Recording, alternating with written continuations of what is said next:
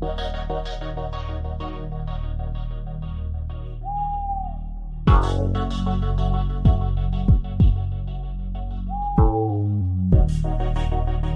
mean, the last time I talked, I heard about a whole Chelsea rebrand. But if you guys want to go back to your slutty ways, going through managers, God. Wow. let it go.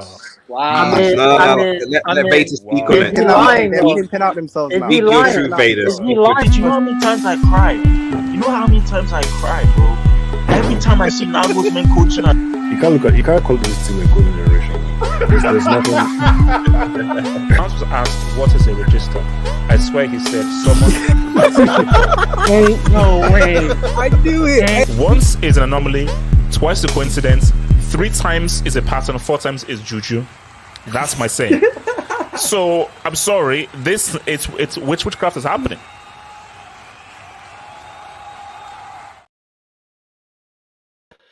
They say he's going to be sacked on Tuesday. They said that he's going to be sacked on Tuesday. They say that after the France game, he's going to be given his pink slip, his P45, because they say that you cannot allow this to happen in Germany for the Euros. Because we're going to have a Germany discussion. We're going to have a very honest Hansi Flick discussion. We're going to have a very honest Hansi Flick discussion. And I want to combine that with Japan as well. After that, we're going to go ahead and talk about England, about Southgate. Is Southgate holding England back? Will England actually do better with a different manager, or are England players just a bunch of bricks? Touch on Mudryk as well, because I think he might be a brick. I don't know, I'm not sure, but I want to just be sure. But I think Mudryk might actually be a flawed brick. So, and then after we then do that, we will then talk about Neymar. Neymar has broken Pele's goal scoring record, but he still has 0 Copa Americas and 0 World Cups.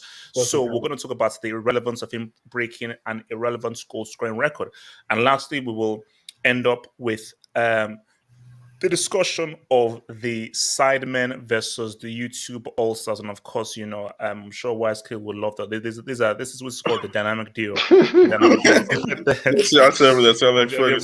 My boy Speed and so forth. So guys, you know what it is, guys. Like the vid, subscribe if you're new. And yeah, man, let's do this. Remember, like the video, subscribe if you're new, and please feel free to send in your super chats and your donations greatly help towards the students of this amazing show. So, guys, let me set the stage. Let me set the stage for you guys. So let me first hit my marker, because I want to set the stage here, because I want to have a very balanced discussion here. So I want to ask a question to the panel and to the streets. Remember, guys, drop that like. A question to the panel and to the streets. How many truly successful club managers have gone ahead and been successful in international game? Few. Very few. Very few. I think Very few. Because apart from Lippi and Del Bosque, who both won the Champions League respectively, how many managers who have reached success, let's just throw in UCL success, have gone ahead and showed that same success in the international game? No, what the hell? Wait, not that many. No. I thought that was okay, but they cut or something. Did Beckenbauer do it? I think Beckenbauer. Beckenbauer. Yes. No, you have to go way back. Literally, you can name it on one hand, guys who've reached super success at the club level and super success on the international level. So this notion, and this actually combines with England, but we're staying with the German, this notion that, oh my gosh, look how good he was at club, he'll be good at international, doesn't make sense. Yeah. Because what we're not going to do is called Hansi Flick a fraud. What we're not going to do is call him Hansi Fluke. What we're not going to do is say... Yeah, that's very disrespectful. It is. Come on, let's do it. No. This is going to be one of the most honest hangouts of all time. What we're not going to do is say that what he did in the COVID season, it was just luck. Because my thing is, you can give him kudos for what he did club-wise. But, bro, Eriksen was a don for Lazio. We know how that ended up with England. Capello was the best manager in the world when England hired him. We know how that ended up. So, again, those two things don't connect. They do not connect. So where are we at with this? Because I also want to bring in Japan here. I believe that he should be sacked. Like it's so many else now. I feel that who they bring in? Bro, see, that's why I'm gonna go. See, I don't want to jump too much here, but wait, hold up, because this Germany has managers. Wait, hold up. This combined with it's Southgate. Are we repping Scaloni? Are we repping Didier Deschamps? Are we repping Scolari? Yeah. So are we repping Deschamps won a league. Are we repping Aimé Jacquet? Why not? So, No. Deschamps won a league. He went to the Champions League final. We're not. That's an offense So my to thing here is childhood. that people think that, oh my gosh, we need to buy the best technician in the world. No. What you need is the right man for this team to get them the desired results. Bro, how good was... I think once they had like your boy Betsy Votes at one time. So my thing here is that I feel he should be sacked. He has to be sacked. Because I think the mistake was, my gosh, look at what he did for Bayern. Look at the amazing football that he did. This will translate to international. No. I can give you resume. I can give you examples how that doesn't happen. We'll get to football don't win you international games. Because if Hansi Flick is manager for Germany at the Euros next year, I fear something quite embarrassing could happen. Because let's keep it real, Germany are not something is wrong here. And I do feel the best chance for them to, because Germany are one of those guys where, okay, let's even rewind this. So basically, this is their worst result at home since 2001, where England beat them 5-1. You know, I'm sure Mike would be happy with when Jared said what's up. They finished second in that qualifying group, had to go through the playoffs. Guess what happened in 2002? They made the final.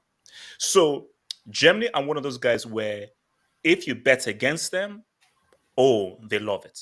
They love it when you bet against it. Because, bro, nobody in Six Blue Hells thought that team who lost 5-1 to England in 2001 would about 12 months later make the final. I don't give a damn who they faced because they were seen as trash before the Auto World Cup. So my thing is, a new manager and a new coach in the run-up to these Euros is the best possible thing they're going to have.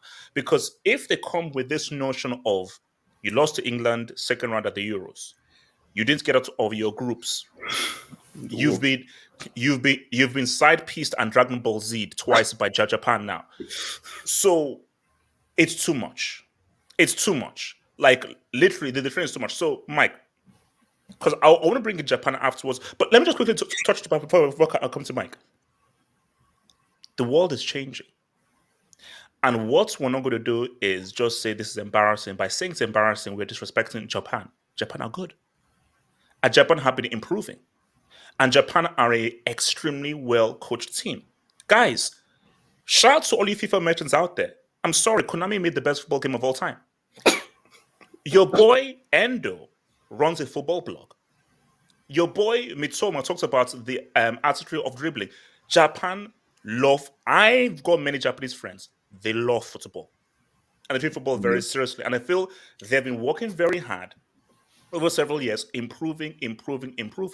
And what is happening is their improvements is aligning with how football is changing so much more about systems and teams. So let's not just prepare Japan. Yes, it's Germany. I mean, I know what the history is. In 2023, Japan are now a force. This ain't 2004. This ain't 2014. In 2023, Japan are a good team. So is this really embarrassing, or did Germany, who are currently bad, lose to a team who are currently good? Mike, talk to me. First, before I begin, prayers up to everybody in Morocco. Hopefully they survive the whole earthquake. Please, so man, prayers up man. to everybody in Morocco. Yeah, man. You know, Prayers HH, up, I feel like I am more of the balanced analyst on this panel whenever we get the hangout and all this stuff. And, you know, I'm not the one who's so reactionary saying this and that. You know, we have Casey, who usually is on the panel, who's the most reactionary. He hates every player. Gavi at 17 is horrible, this and that. Hansi Flick is a fraud. He's a COVID merchant. Wow. What? Wow. Wait, hold on. So, Mike, you're not giving him that. That's crazy. Hey, you're calling that a COVID. That guy. Okay, Mike, can I quickly, can I level this at you? Isn't it a case of club management and international management are just two different things, or you're just going to just say, No. "Oh, he fluked it"? No, he fluked it. I'm sorry, he fluked it. Wow. I don't know what to say right now. Did you watch the game, HH? I saw highlights. I didn't see the full game. Okay. Germany should have lost. They should have gotten a 7-1 at home. Japan should have dunked on them 7-1. I know where all the concentration now for sporting achievements are for Germany. It's in the basketball team. They don't give a shit about football anymore. Shout out to the basketball team. Germany are an embarrassment. I'm hearing Highland tax. That's I don't care about Highland tax. I couldn't care about Schlotterbeck. I couldn't care about a giraffe, a donkey, a striker. This team is trash. Tactically, they are inept. Everything. Germany. Respect Kai Havertz, man. They would lose right. I'm telling you right now. They would lose to Luxembourg. They would lose to. No, that's too far. That's too far. Luxembourg are cooking right now. That's too far. No. Trust me. You'd be surprised, HH. Luxembourg are going to qualify to the next Euros. So get ready and start. Your research on Luxembourg.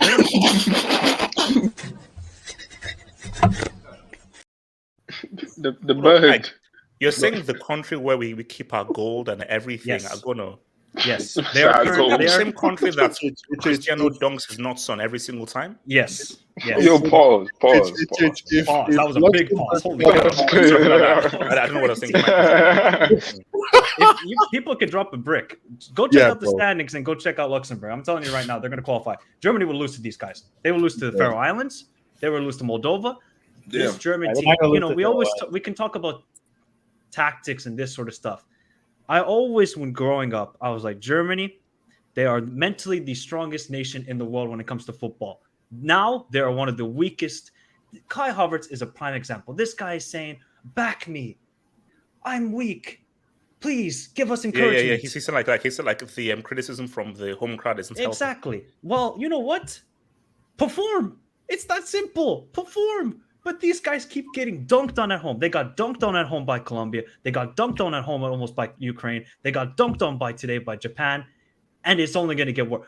Right now, if the Euro started tomorrow, and if my country, Finland, qualified, I would pray to the heavens above, give me Germany. Because I do not. Are they losing to Gibraltar? Okay, Gibraltar. No. Okay, no. Gibraltar. That's just a rock. They're just simply a rock, and that's it. Okay, so you're saying that Finland would cook? We wouldn't cook, but we would beat them. I can guarantee that. I'm not even joking.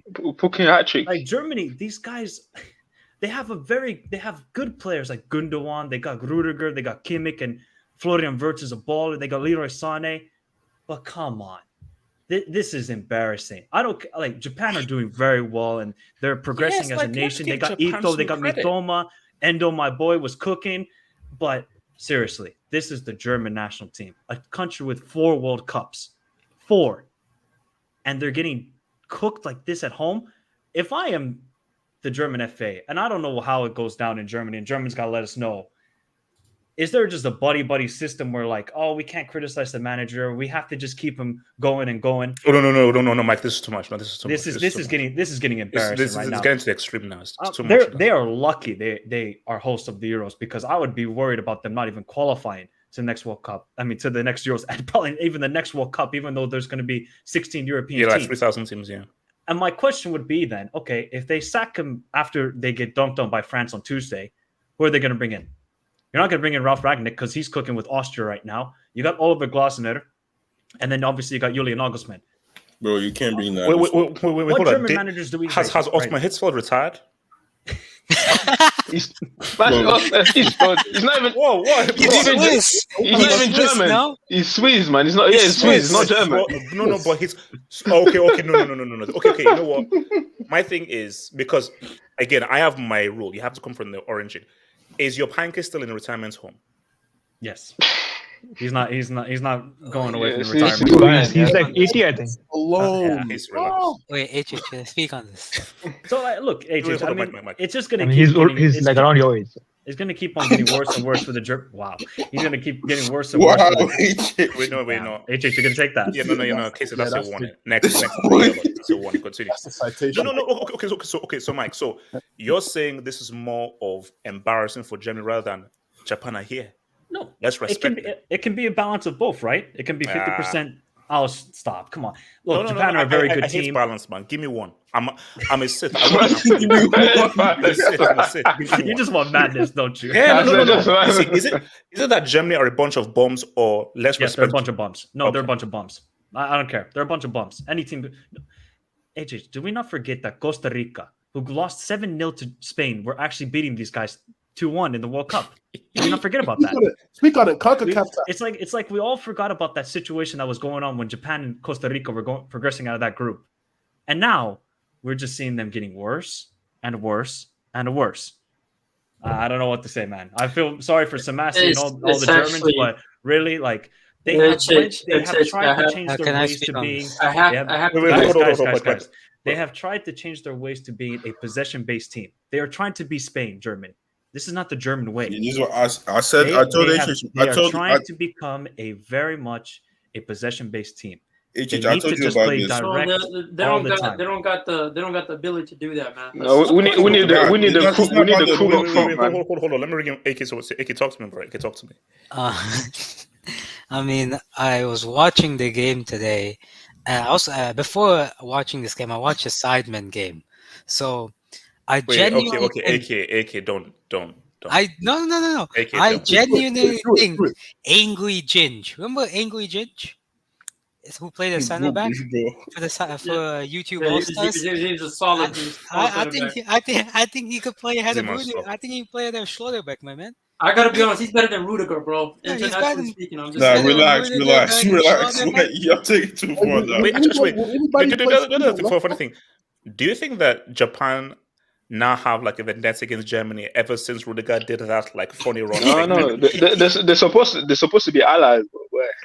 Wow. Relax. No, that's too funny. That's a red. I can't lie. That's a red. We're just jumping knowledge. It's history. Wow. Kenny, you escaped the red because of Nigerian tax, man. You escaped the red. That should be... Kenny, you know that's actually a straight red. Kenny, you realize that high key, that's a straight red. Like high key, that's a straight red. Kenny, your melanin saved you, bro. Your melanin saved you. Kenny, you know that's like a cannibal bite or something. That's like a 7-game suspension. Like, bro, Kenny, I have just find myself looking because Kenny, that's not even bad. That's a straight red. But continue. What do you mean? It's just history. History is history. Kenny, you got lucky. You're in a yellow. Just because of lucky. AK, continue. AFCON referees, man. What? I mean, Germany, for me, they're just not playing the way that they usually play. I mean, when I think of Germany, I think of efficient, take your chances, and get out with a win. Just complete the job. I don't count any team that has Kai Havertz as their starting striker German. I don't count them as German. How are we still persisting with this myth that Kai Havertz is a football player? He's not a player. He's not a human. He's more an animal. I think I'd say. Wait, shout Relax. Bro, sorry, I'll call pizza on you, bro. So relax. I think I mean, Japan, on the other hand, they're actually building a system and a group of players who not only play as a very cohesive team, but also have a lot of quality. I mean, what was it? They had Mitoma, who we all say is one of the best wingers in the Prem. They had Endo. They had Kubo from Real Sociedad. They have a lot of quality players on their team, and they could really do something in the World Cup. They're the best team in Asia, undoubtedly. And the Germany, Hansi Flick is he's a fraud from COVID. I don't even think his team didn't do that great after COVID. I don't know what to say about this guy. He's a highline merchant. That's what he is. He's a highline merchant. He's put my center backs on the penalty box merchant, and the guy doesn't know what the word defend means. That's all. Oh, let's get to the German football haters, man. No, I'm not. Listen, the thing about me is I'm not a hater, right? I generally don't care whether or not German football survives. Like, it's not me. For my thing was just Hansi Flick and how everyone was talking about him as being like this great manager, and at the same time they would disrespect other managers like Luis Enrique, who's done it for a full season. He didn't do it just for half a season, took over and won the treble, and all of a sudden everyone's saying like, oh, how amazing is he? How incredible is he? This guy's trying too much to be like Pep, man. Just, you're not him. Just stick to efficiencies, and I feel like that's why that's his problem. The fact that this guy, how did Simon jump in the queue of speaking? Wait, continue. The fact that the German national team got rid of majority of their seniorship and they're trying to move on to this new improved football, it just, to me, it reeks. Like, you don't have those type of players. Why is Kai Havertz still in your lineup? Is he just there for modeling reasons? Is like, I just look at this lineup, I just think to myself, it's so easy to beat them in transition as well, man. They're so easy to beat in the counter, bro. They're so easy. Any team is going to get chances. Any team could get chances against these guys. And, I hope that they carry on with this, because I would love to see them, in the U.S. group or somehow, some way, because I'm sure that, they would destroy them. They would completely destroy them, because I look at this team and I think to myself, what has Hansi Flick really done? What has he really improved in this team? That's so great. Like that, what has he improved in this team that everyone's like saying he should stay in the job? This guy has been ridiculous, bro. He got lucky, bro. Listen, man. Even his runs. Wait. Why are we saying that he got lucky, man? Why do we have to do this, bro? Yes, he did. Can't two things be the same? No. Thank you for Bayern, but quality for Bayern, you're a bomb for Germany. Two things can be the same. No. He wasn't quality for Bayern. I thought he was. Let's stop it. Like, this guy was a glorified assistant at a World Cup, and then everyone all because he beats 8-2. All because he beats 8-2. That's not even it. No, that was a great run by him. But let's be honest, they already had the ability, and that Barca side was shit. So I expected like 5-1. So the fact that he scored 8-2 isn't that surprising. The fact that this guy just keeps getting away with no criticism. When I've seen people in this panel criticize international managers for less, I find that to be shocking. Like, how are we saying like, oh, is he just a bad manager for this team? He's not really the problem? Why are we making arguments for him? Let's keep that same energy. He's trash. That's what he is. He hasn't done anything as a manager. He hasn't done anything. This guy keeps making the wrong mistakes. His forward selection is god awful. His defensive, Rudiger. Let's not even talk about Rudiger, bro. That guy owes his career to Tuchel, man. He owes his career to Tuchel that one season. Like, this guy keeps getting away with trash performances in the international stage that not that much people talk about. And Ter Stegen, man, this was your chance to really solidify yourself, but it seems like you're missing your dad, Neuer, in the international stage. Like, let's call it what it is. No, like, you can't blame him. These players, I can't wait. No. Okay, like Zimmer just hates it. No. That's the truth. So now you're blaming the players as much as the manager. No. But why are we still Stegen when we now know that the system and the defensive line and the defensive instructions are an issue? So Stegen should be like, man, Stegen, you messed up your chance. Without Ter Stegen, it would have been 7-0. Just know your whole seven against Spain one time. I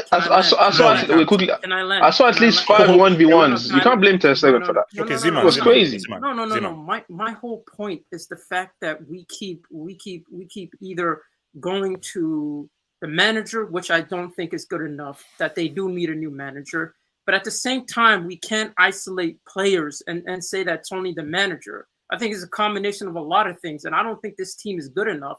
I don't think there is a single German manager that can fix them aside from a manager that goes defensive. And is the German new way going defensive? Well, there is a couple managers that are defensive.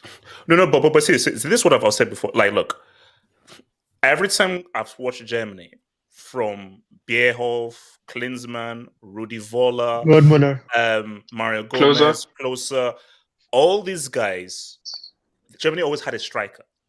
True. Kai Havertz, forget about not being a striker, I don't think he's a footballer to begin with. So that, I think, is one of the glaring issues. Because, what's the name of my boy? Fulkrug. The Folk.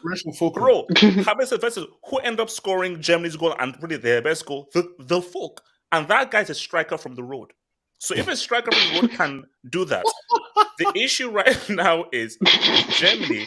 You do know he's at Dortmund now, by the way. Yeah, that one. Forgetting someone. I don't wait. You're forgetting someone. Shout to no, but let's give it a start. You're forgetting Timothy. Kruger, Freddy Kruger ain't Bierhoff. Freddy Kruger ain't Gedmuller. Freddy Kruger ain't Kroos and so forth. So shout out to Freddy Kruger. You can't go into a Euros at home with Nightmare on Elm Street. That can't happen. Or you can't go there with Nightmare on Elm Street or I'm too shy. No, you can't do that. So for Germany... What about Werner? You're forgetting someone. For engineering. Forget about that, your bloody BMW. Start engineering some damn strikers. Brother, German cars are active. That's a good one, AJ. Wait, AJ. That's good. That's a yellow. That's a yellow right That's crazy. You forgot someone. You forgot one important player. Who? The McDonald's merchant. Who's the McDonald's merchant? The Sewell. The German Harry Maguire. These guys trash. The McDonald's merchant. We're not talking enough about him. Can I speak on this? Yeah, can I make one point? Elijah, go for it. Elijah, can I make one point, Elijah? Yeah, go ahead. You know when we got all hyped up about that World Cup, the last World Cup, of course, and we say, "Oh my God, Luis Enrique, Hansi Flick, what a managerial matchup." Nah, one step down and one's a fraud. So this is what's happening right now. You see these club managers who do so well. Both managers did great at Barca and Bayern Munich. They're both going to be out of a job soon in international football. Yeah, they can't handle it. Like it's impossible. They can't. Let's go for it. Yeah, I was gonna say, I'm sorry, guys. I sound terrible. I got a cold, but man, lucky, bro. It's been a good day. Congo made AFCON. I'm very pleased. And then I ran into this, bro. This wasn't Germany, bro. This was the DDR, bro. This was East Germany. We weren't watching the German national team. This was a disgrace. Bro, I'm watching these goals back, especially the fourth one. Ter Stegen is standing there and just sees the ball deflect and it just go. He's just standing there. He's just let me try to reach. Nah, bro, I'm good. Let me just, it's all good. It's all good. Like, bro, this team is a disgrace. This is scary. This is very scary. I'm very concerned because we could have a situation in which the Germans could be eliminated in 3 consecutive competitions. Wait, I mean from the group? From the group. Yeah, like this could get bad. Yeah. I think me personally, it's not even just like a team thing, but I believe it's also a federation type of thing, because your team is as good as your federation, honestly. And if your federation cares about the development of the national team, they'll do anything they can to help boost the national team. I believe that the DFB is slowly falling apart. I've been reading stuff that there's been like some political stuff behind the scenes and things with the coaches, and the players are not really like cohesive. Lots of egos in a way. I don't know why there's egos anyway, but it's not good enough, man. It's like the Germany team of 2014 or the Germany team of 2006. Instead of that being like 9 to 15 years ago, it's now seeming like it's 30 years ago in terms of standard. Like it's a bloody disgrace. And then what's even worse is I'm hearing that Franz Beckenbauer is sick. Like, bro, this is horrible. This is horrible. Something needs to be done. And no, you're not hiring Klopp. No, we're not letting that happen. Just wanted to let y'all know. But let me say again. Okay, let me say something crazy. Let's just say it wouldn't happen. But let's just say, like, in a hypothetical scenario, somehow Klopp is hired as manager. Are we saying, Germany are now favorites now for the Euros? No. Can I speak on that? We're not saying that. Actually, okay, hold on, kids before, because let me know kids on Dubinsky's, man. So shout out to your boy Game King 50p, man. Can we talk about that German defending? Absolutely shocking. Ballack, Torsten Frings, yeah. Bart Simpson, aka Lam Schneider would have never allowed this to happen. No. And I think Mike even made a very key point. What Germany's biggest asset was their mentality. Forget about organization and the play. That's just their mentality and their character. That was their biggest asset. These guys are weak-minded. And they also which is why because whenever you know about Germany, this guy's it's like boom, machine, boom, boom, boom, boom. They get physically bodied too. Like they were getting physically bodied back. Shout out to Football Guru. Member for 1 month. Pre-90s shouldn't count. #levels. So football pre-90s shouldn't count. So I say Maradona doesn't count. All right, cool. Football Guru. Get the hell out of here, bro. Madman. Gep Pordiola. Wow. Member for 4 months, man. Angry Ginge or Mats Hummels. Speed over Anthony. Relax, stop it. No. What do you mean relax? We have to take speed over. What do you mean relax? What do you mean relax? I'm saying relax. Anthony's trash. Don't relax. I'm saying relax. Don't relax. Don't relax. Because don't relax. What we're not going to do is have you put up a change.org page to make Mark Goldbridge replace Ten Hag and I Show Speed replace Anthony. That's what we're not going to do.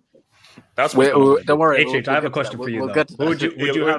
Would you have Speed or Mudryk? Speed. That's not saying go analyst. Shout out to your boy. I blame. You see how quick that was. I blame the players.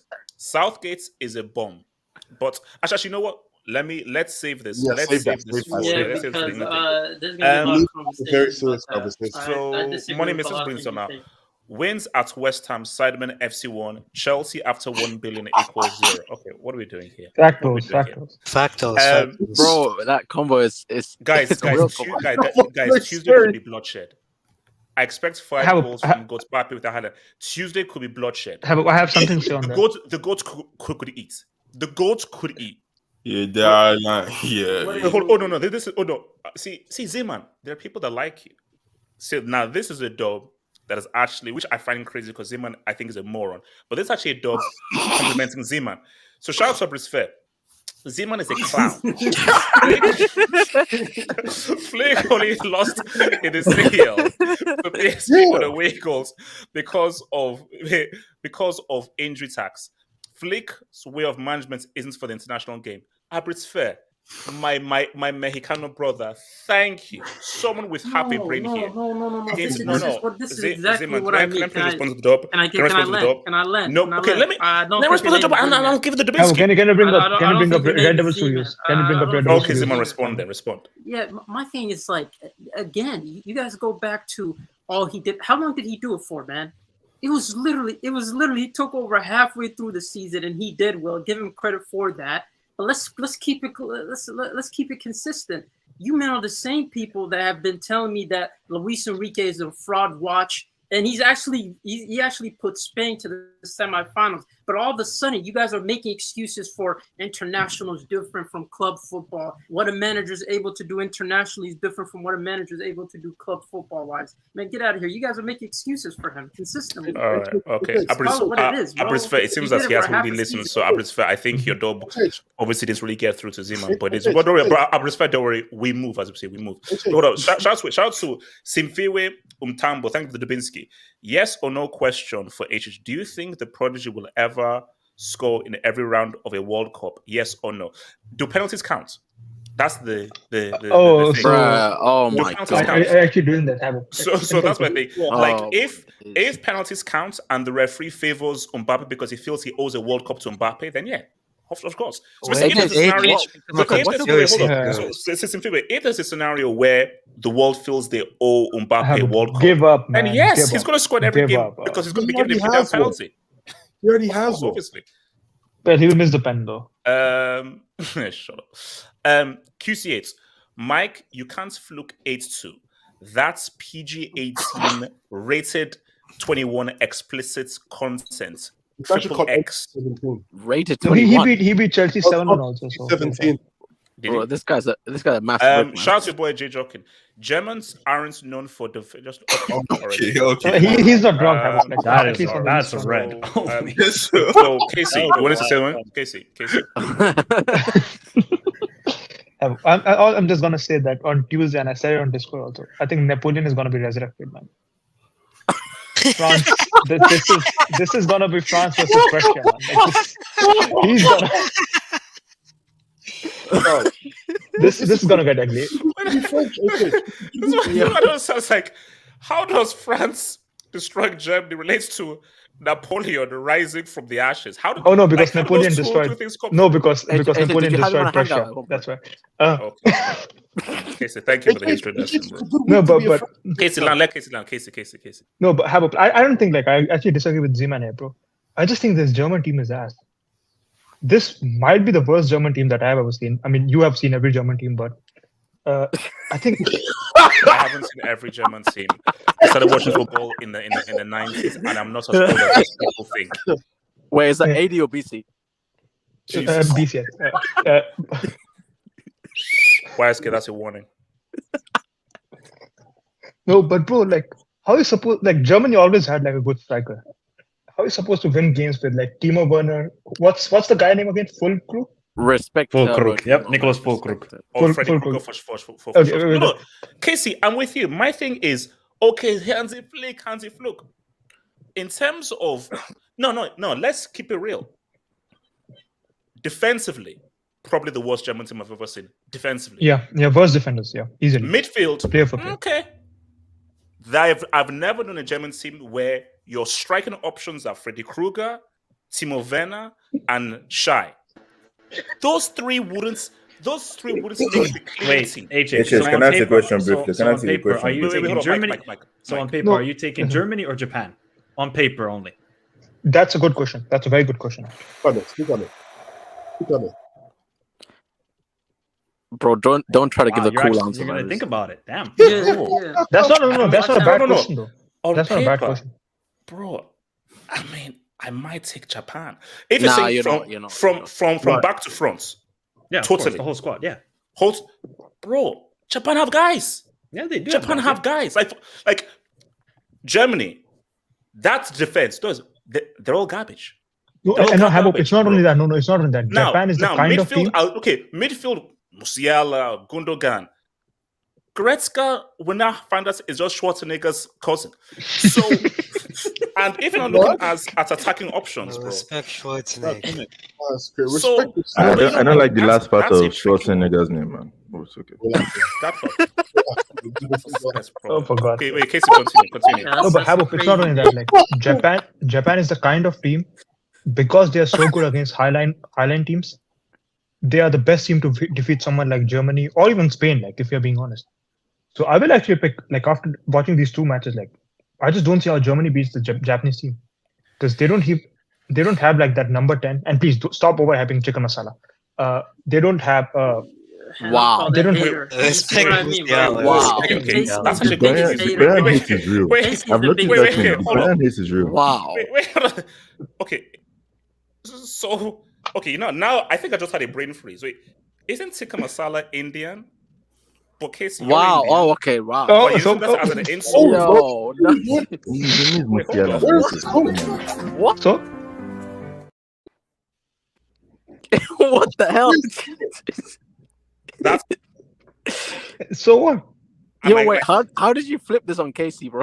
How is it? What's wrong? Listen, that's one of the best clips I've ever seen. Just continue. Just keep talking. Yeah, but okay, but that guy is he's also a bit of a head-on merchant, and from what I've seen of Wirtz, he's the only pure dribbler, bro. He's one of but he doesn't pass the ball. They got Wirtz. Wirtz, let's see. Casey, I got some ballers actually. Yeah, I don't think he rates anybody, bro. Casey, what? Name me one German player that you rate. One German player. Okay, Zane on his day is good. Sane. On his day, like Pogba. On his day. On his day. Wow. Okay, Casey. Forget on his day. Who do you rate? Forget on his day. Not on his day. Who do you rate? I think maybe Gundogan consistently speaking, I think Gundogan and Kimmich are their best player. If you're talking in the past. Gundogan was ass today. But he was ass today. He was actually one of the worst performers. The system, the system All right, players. okay. What's it called? Gatlock, go for it. So they got penetrated today again by Japan. Shout out to enemy merchants, man. Because, bro, I'm looking at this squad, man, and there are good players in there. And I've seen weaker countries do better. So I'm not having this excuse of, okay, yeah, they don't lack passion, like Michael was talking about. They're not as, like, these guys are weak-minded. That's true. But let's...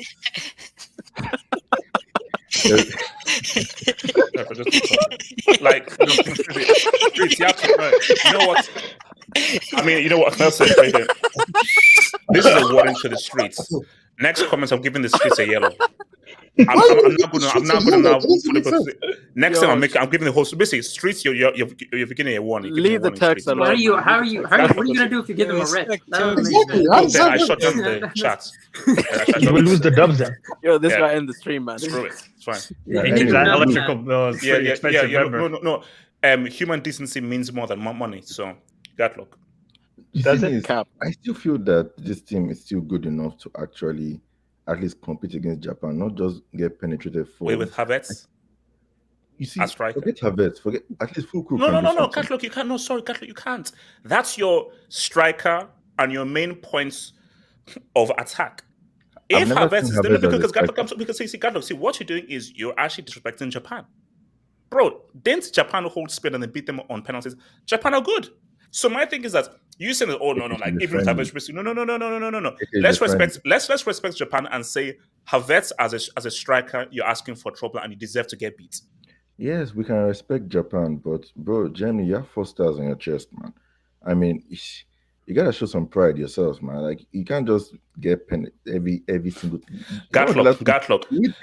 Italy, like, that was it. Gatlock. Don't bring that star nonsense. Italy have 4 stars. They're still trying to find a way to the World Cup. Two. You know they are third in the Euros qualifier. They might not qualify. Yeah, they drew to Macedon today. Yeah. Okay, what? Did you say Macedon? Again? Okay, North Macedonia. Happy? Not Macedonia. Macedonia. That's a break. That's a break. Okay, so he actually tried to correct us, man. It's a good rule. It is. Continue. To be honest, this German team, they're not going to do anything, man. They're not going to do anything in this World Cup. And look, just because Flick is trash now, and let's be honest, we are getting at Flick. Flick is rubbish in what they call it, in international. But I'm not going to disrespect what he did for Bayern. He did do well to a degree. But in the national game, he's asked. Like, see all the managers who have been doing well internationally, their club career is not that great. So it's like, you cannot like just be like, it doesn't mean that he was trash for Bayern just because he's trash now. We're not making excuses for him. It's just facts. Let's be honest. We cannot discredit one part just because he's trash now. But for Germany going forward, they need to like, first of all, you need to get a manager from the road who can just get the best out of this team, because the key to country football is you have the players you have. It's a Gatlock. Thank you. Sorry. No, guys, with all due disrespect, Scaloni is from the road. They got Scaloni selling fruit in Buenos Aires. Scaloni was in the streets of Buenos Aires selling fruit. But he's a good coach. He's a good coach. Was Deschamps from the road? Speak on it, Mike. No, hold up. No, tell him. Mike, all I'm going to give... Okay, Deschamps, wow. You took Monaco to a UCL final. Wow. No, he won the league with Marseille as well. He won a last trophy, but... We're not rapping Deschamps. I'm sorry, we're not rapping Deschamps. We're not... He's a good coach. That's what he's doing. Hold up. There's a difference between a good coach and rapping. He aight. We're rapping him. To be fair, Okay, let's be real. Deschamps didn't sell fruit. He aight. But he's not amazing. He aight. To be fair, French fans to don't want Deschamps. Is either get a guy who sells fruits or get one yo man like Deschamps. Wow, first they get Yardi, man. That's crazy. International management. No, look at that. Yard man. International management. What you need is somebody. Yard man. In international management, what you need is somebody that can just work with what you have. Just find a system. Find the right balance. Find the right balance. You need a system to just make you work, and you need to be a good manager because this guy, the way he's playing, I think he's just been favorable. Like I remember that World Cup against Japan and against Spain. I saw a way that Germany could have won if you just started full cook, but this guy kept on starting Muller, and I'm like, are you dumb? Like seriously, because Flick is on the chopping block. I don't know which other job he's going to get after this because, bro, Germany, they look so bad. I've never seen them this trash before. Like they are so horrible. I cannot see them winning the game, and you are hosting, bro. That's the sad thing. The next thing they are the host. My God. They're hosting, so it's at home against France. No. HH. No, they're hosting the Euro. What if they get knocked out in the 7-1 is I said on Tuesday they're at home again to France. No. That's what I'm saying. 7-1 is so Mbappe could drop a testament against them on Tuesday. That's not a football match. That's an invasion. This is why you're rating. Actually, you know what? Casey is right. No, I think. No, Casey, I apologize. Tuesday, Napoleon is running it back. Napoleon's going to run it back on Tuesday. Can I speak on this? No, I'm sorry. You're right. I'm sorry. Wait, let me quickly take this to Dubinsky's, man, and we'll have to move to the next thing, man. Shout out to your boy, Detroit Rock City. Elman and Elsie, you bum-ass losers, are so salty about how we completely bent you over and took your souls. But I'm not even saying that Flick is bad. I'm not saying Flick is bad. So well, it's not. I mean, they called you Elman and Elsie. So I'm just reading the dub and everything. Yeah, that's not going to help me rating Hansi Flick, man. What do you expect me to do? All of a sudden, rate him after that? Okay. Oh, wow. Okay. Shout out to Abris Fair. How can these idiotic, stupid, loserish Barca fans talk critical of anything when their bombers club that Bartomeu financially rapes is the reason Spotify Premium is increasing in price? Wow. Defend players like Frankie de Jong. No, respectful. Hold on,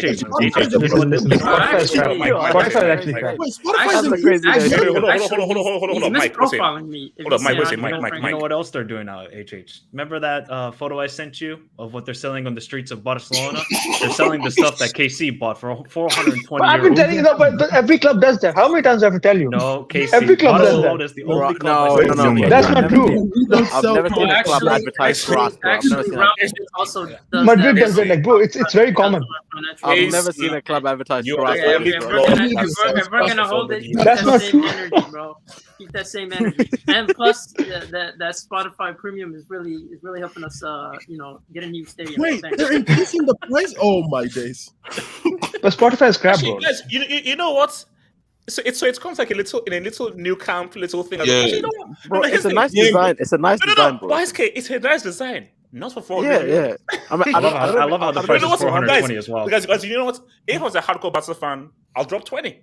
I'll drop 20. Yeah, I'll drop maybe 20 40, bro. Maybe 40. Maybe 40. Oh my, every club does that. I could even drop I could drop 40. Yeah, no 420, 400 euros for this? Wait, Casey, how much did you pay for it? I'm not going to comment on that anymore. Casey, how much did you pay for it? How much did you pay? No comment. How much? 200. Why are we talking about grass? Why are we talking about grass? Casey, was it Casey from Brooklyn? Casey from Brooklyn, New York. How much? Okay, so Streets, I want you to spam Casey. How much did you pay for it until it gives us the price? So Streets, keep spam Casey. How much did you pay for it until he answers? Can I give the? No, Casey, you're giving us the price, but the end. Can I give the figures in 100,000 naira? Guys, Streets. Wait, so you got it for free? Give us a price in euros. That's like that. That was not a condition. I just book Weski. Okay, let me because relax. Joshua Ajeko, why do Nigeria only make strikers? Can't win with only strikers. Joshua, I refuse to watch the Super Eagles until they give me a reason after the So no, I'm not doing a post-match analysis of Nigeria against Sao Tome and Republic of Thesis. I'm not doing that. Respect Sao Tome, Principe. I can't. What about the bank? Can't do it. Although I hear them, which is pretty nice. Jay Jokin, Naruto or Dragon Ball Z? Now, here's my thing. Dragon Ball. Naruto every day. Dragon Ball. Hold on, respond. You're reading that thing for 2 years. Manga. According to the Naruto manga, Popularity, Dragon Ball Z, Naruto. That's anime. I can't do it. All I'll ask is this: though, Dragon Ball Z is goated. All I need to announce for is why does Mr. Popo look like that in Dragon Ball Z? That's what I need to know. Why is it? Why was that? What are you saying? Just Mr. Elaborate Popo, on okay. it. Elaborate. No, can you elaborate on it? Can you expand? I don't know how he looks like HH. Money base. Germany lacks strikers like Nigeria. Victor Osimhen and Ahmed secretly 58 Musa. No, how old is Musa? Let's be honest, HH. We need to have that conversation. Elijah. Wait, Elijah. Don't answer him. Elijah on the birth certificate or the passport? No, that's a yellow. When I told you to book him, you didn't hear me. No, that look, I was trying to. That's a yellow. So shout out to your boy Abris Fair. Let's talk about how Tata Martino skipped practice as Mexico manager to go see Argentina versus Honduras in Miami 2 months ago before the World Cup. And guys, keep in mind that Abris Fair is a Mexican, so he can speak on this. Abris Fair, the truth shall be televised. Abris Fair, the truth shall be televised. That game, it will indeed. It will indeed. He has been whining about it on Discord also. Since yesterday. Wait, relax. If man, chicken tikka masala is a British national dish colony tax. Shout out to Winston, man. Shout out to Winston. Can I please say the dish was made from a Pakistani chef from his restaurants at Scotland back in the 70s. You learn something new. So guys, don't say that football hot does not educate you. I thought it was India. That is true. It's British. It's true. No, it's not. It has been in India for so long. Like, what are you talking about? No, but where does it originate from? That's the actual recipe. What does it originate from? It's Indian. It's from Glasgow. No, it's not. It's made by the Hangout where people have discussions like that. Just like only in the Hangout. People discuss about origins of food. Okay, so I want to come to Mike with this and then to BMF. So Mike, I want to ask you a very quick question here. And it's a very simple question. So, Mike, in 2023, should Jordan Jeremiah Henderson be starting any international games? Oh, Jesus. For England or for who? For England. Mike, let Mike answer. Mike. It's a setup. No, he shouldn't be. Okay, thank you. That's out of the way. Now, I break this down while I find myself. So, is this Southgate, you're a bomb, you're trash, you're not very good, get a better manager, or is it a case of he didn't miss those penalties? It was three brothers that missed those penalties at the Euros. He took England as far as they. He took England to those semis. What do you mean? He beat Germany. That might be a yellow for you. That's yellow. That's actually a yellow. Racially motivated. That was racially motivated. I'm not gonna lie. So, Mike, my thing is this really down on Southgate or is it down to the players? Mike, talk to me. Is it a Southgate issue or a player issue? First, can you give yourself a yellow card for that comment? Because that was that was racist, bro. We're giving yellows all over the place today. That's a yellow to me. So I'm a yellow. Thank you, Mike. Go for it. Look, I'm not going to go too crazy about this. Because I don't know why he has his favorites. Like Maguire. Did you see Maguire today? He went to the other center back and hugged him, and then Zinchenko scored the goal. It was terrible. I mean, what is Maguire and Henderson starting for England? Why? It's simple. One guy plays for Al Ettifaq in the Saudi Pro League, and the other guy plays 10 minutes this season for Manchester United? It's just favorites. That's going to be his demise. Respect the fifth place team in the Saudi Pro League. Respect the fifth place. If he goes next season, next summer to the Euros and starts Jordan Henderson and Maguire, max semifinals for England. They have a talented squad. They got Saka, Kane. Did you see that Kane pass today to Kyle Walker? Beautiful pass. They got Foden. They got Bellingham. They got so many ballers. But the manager will be their demise. I don't know what other manager could do well with this English squad because obviously we can say, bring this manager, bring this club manager. The guy on my AV. Goldbridge. He could probably do a better job, actually, to be fair. Goldbridge has got a... Did he win today or did he lose? No, it's the passion, Mike. It's the passion. The passion. Got you. Passion merchants. That's always got to... be with England. But yeah, look, I mean, he's got his favorites. What I don't know why Henderson's starting. I wouldn't even take Henderson for Finland. Does Jordan Henderson start for Nigeria? Mike, yes, he Mike, would. No. He'd fit straight in. Mike, I know things aren't great and everything, but no, Henderson doesn't start for the Super Okay, so then we see his level. He's basically a Sao Tome and Principe player. Is Jordan Henderson? So why is he starting for England? Okay, so Mike, if you were in charge of the FA, would you sack Southgate before the Euros? No. He's got too much credit in the bank for me. He's made it to a final. He's made it to a quarterfinal in a World Cup and a semifinal. That quarterfinal where his striker missed a penalty. It's not his fault. No, it's Mike. Thank you for bringing it up. Remember, they outplayed France. We cannot forget that. They outplayed France. France just had the individual quality and took their moments. And here's my thing. The only thing that Southgate did bad was taking off Saka. That's the only thing. But despite that, I'm sorry, Kane missed the penalty. Yep. Kane scores that penalty, England beats France. And if that happens, oh my God, we're having a very different discussion. Okay, because if they beat France, they beat Morocco, they lose to Argentina, and now nothing against Messi. So continue. The only thing I would say is probably Southgate should have just went for that second goal in the final because they went too early in the lead in that Euro final against Italy, and then they just went defensive. If they went further on the attack, they could have probably gotten a second goal and won the Euros at home. But he didn't. He just went too defensive, and maybe he's learned his lesson. And I actually saw the World Cup. I was like, hey, you know what? England looked good. They got him. On paper, England have the second best team in Europe. Mm-hmm. France are clearly number one, but England are clearly number second for me. So I don't know. I just don't know whether the manager could do a good job. Are we gonna rep the Svenska Cupen merchant in Graham Potter? Relax. No. So there we go. Eddie Howe. They're saying Pep. Yeah, but Eddie Howe's not going to No, Pep. Nah. I burn this. Wait, hold on. Let me come to Wesley and BMS. So Wesley, what are you thinking about Southgate and England? Is the gate the issue, or is Kane being a small game merchant the issue? Bro, you know what? I can't call Southgate a brick. The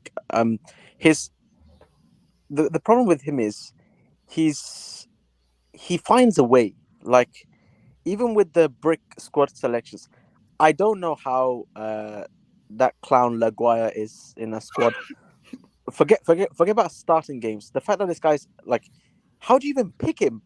Like, I don't understand how he's getting picked. This guy's not touched a football pitch, not even sniffed grass for the past 6 months, and somehow he just walks into this English team. I don't know. Henderson is a different story. At least the guy plays football. Like, at least he's on the pitch. YSK, like, he plays a different style of football. No, that's American football. Because no, YSK, he plays football. That's in inverted commas. He plays a It's a type of football. Are we disrespecting the CR7 league? No, we're not. But no. Well, we're disrespecting Henderson. Well, it's higher than the Nigerian Super League. So there we go. Okay, so shout out to Ayimba. No, don't shout. Do not shout that trash. Shout out to Ayimba and Worry Wolves, man. Relax. But you know the problem, like Mike said, he has reached the semi-final. Sorry, the final of a major tournament, and the core is in the World Cup. So I can't really. And bro, let's be honest. Kane is at fault for what happened in the last tournament. I'm sorry, you have to score that pen. That pen is still in the air right now. Like, it hasn't landed yet. We're still waiting for that pen to land. But okay. What is so crazy is, how is this Southgate? It just, because I hate how players get unrealistically protected. Kane missed his penalty because Southgate tactically did his job. England were the better team in that game. And Kane missed a chance of pretty much changing the momentum of the game. Even though England had that chance, but the thing with Southgate was that game, especially, they needed some changes, and he didn't make changes to the last 3 minutes. BMF, change with regard to changes or not. If Kane scores a penalty, England have the momentum, and England with the better team. Once Kane missed that penalty, it's affected the freaking team. Yeah, they should. He had to score that. He had to score. The only criticism I give of Southgate was the Euros final, because he bricked that up. He tactically bricked it up. You don't go 1-0 up and then sit back for the entire game and allow Italy to attack you for what it was the 80 minutes that was left in the game after Roberto Carlos scored that first goal. So there's that tactical inaptness there, but I can't call him a brick, bro. And he drew against a bunch of refugees today. It is what it is. Okay, that's Honestly, I thought they gave them that draw when I saw it. HH, he's calling you club player refugee. It is what it is. Okay, we're gonna talk about that dude, but continue. HH, if we bring Will, they should have reached the semis minimum in the World Cup. Like, HH, we would have been in trouble because you know what the fans are like here. If they reached that final, we might have had to find different residents. No. But you know what the weird thing is? If England had beaten France, I believe they beat Morocco. I believe Argentina beat them. And Argentina maybe beat them, let's say 1-0, 2-1 or on penalties. Because if that happens, no Mbappe 3-piece. So that would change things very differently. No, but HH, what if England did? Would you have liked that? They would have won the final. Like people if they went to the final against Argentina, I think they could have won. Like BMF, no chance. Yeah, they could have won. No chance. No chance. No chance. No chance. No. I'll be honest. No Messi, chance no. BMF, that Argentina team in the final held. Messi would have done things to Maguire, like illegal things. No, I love what very rubbish, man. Wait, hold on, back. Why? I think he should stay in the job until the Euros. I think he's earned that. That kind of. So, people say, my defense of Southgate. What has Southgate done wrong? What? Can I go on this? Has Southgate done where? Okay, he needs to be taken back. I'm sorry. That World Cup exit was not his fault. It wasn't his fault. Are you sure? So he's done nothing to say. We just talked about Hansi Flick, where there's too much evidence for sack this freaking dude. I'm sorry, guys. Let's be honest right now. Because I hate doing this, but I have to be honest right now. You've won one major freaking trophy. England have won one major trophy, and there's an asterisk. I never see this passion.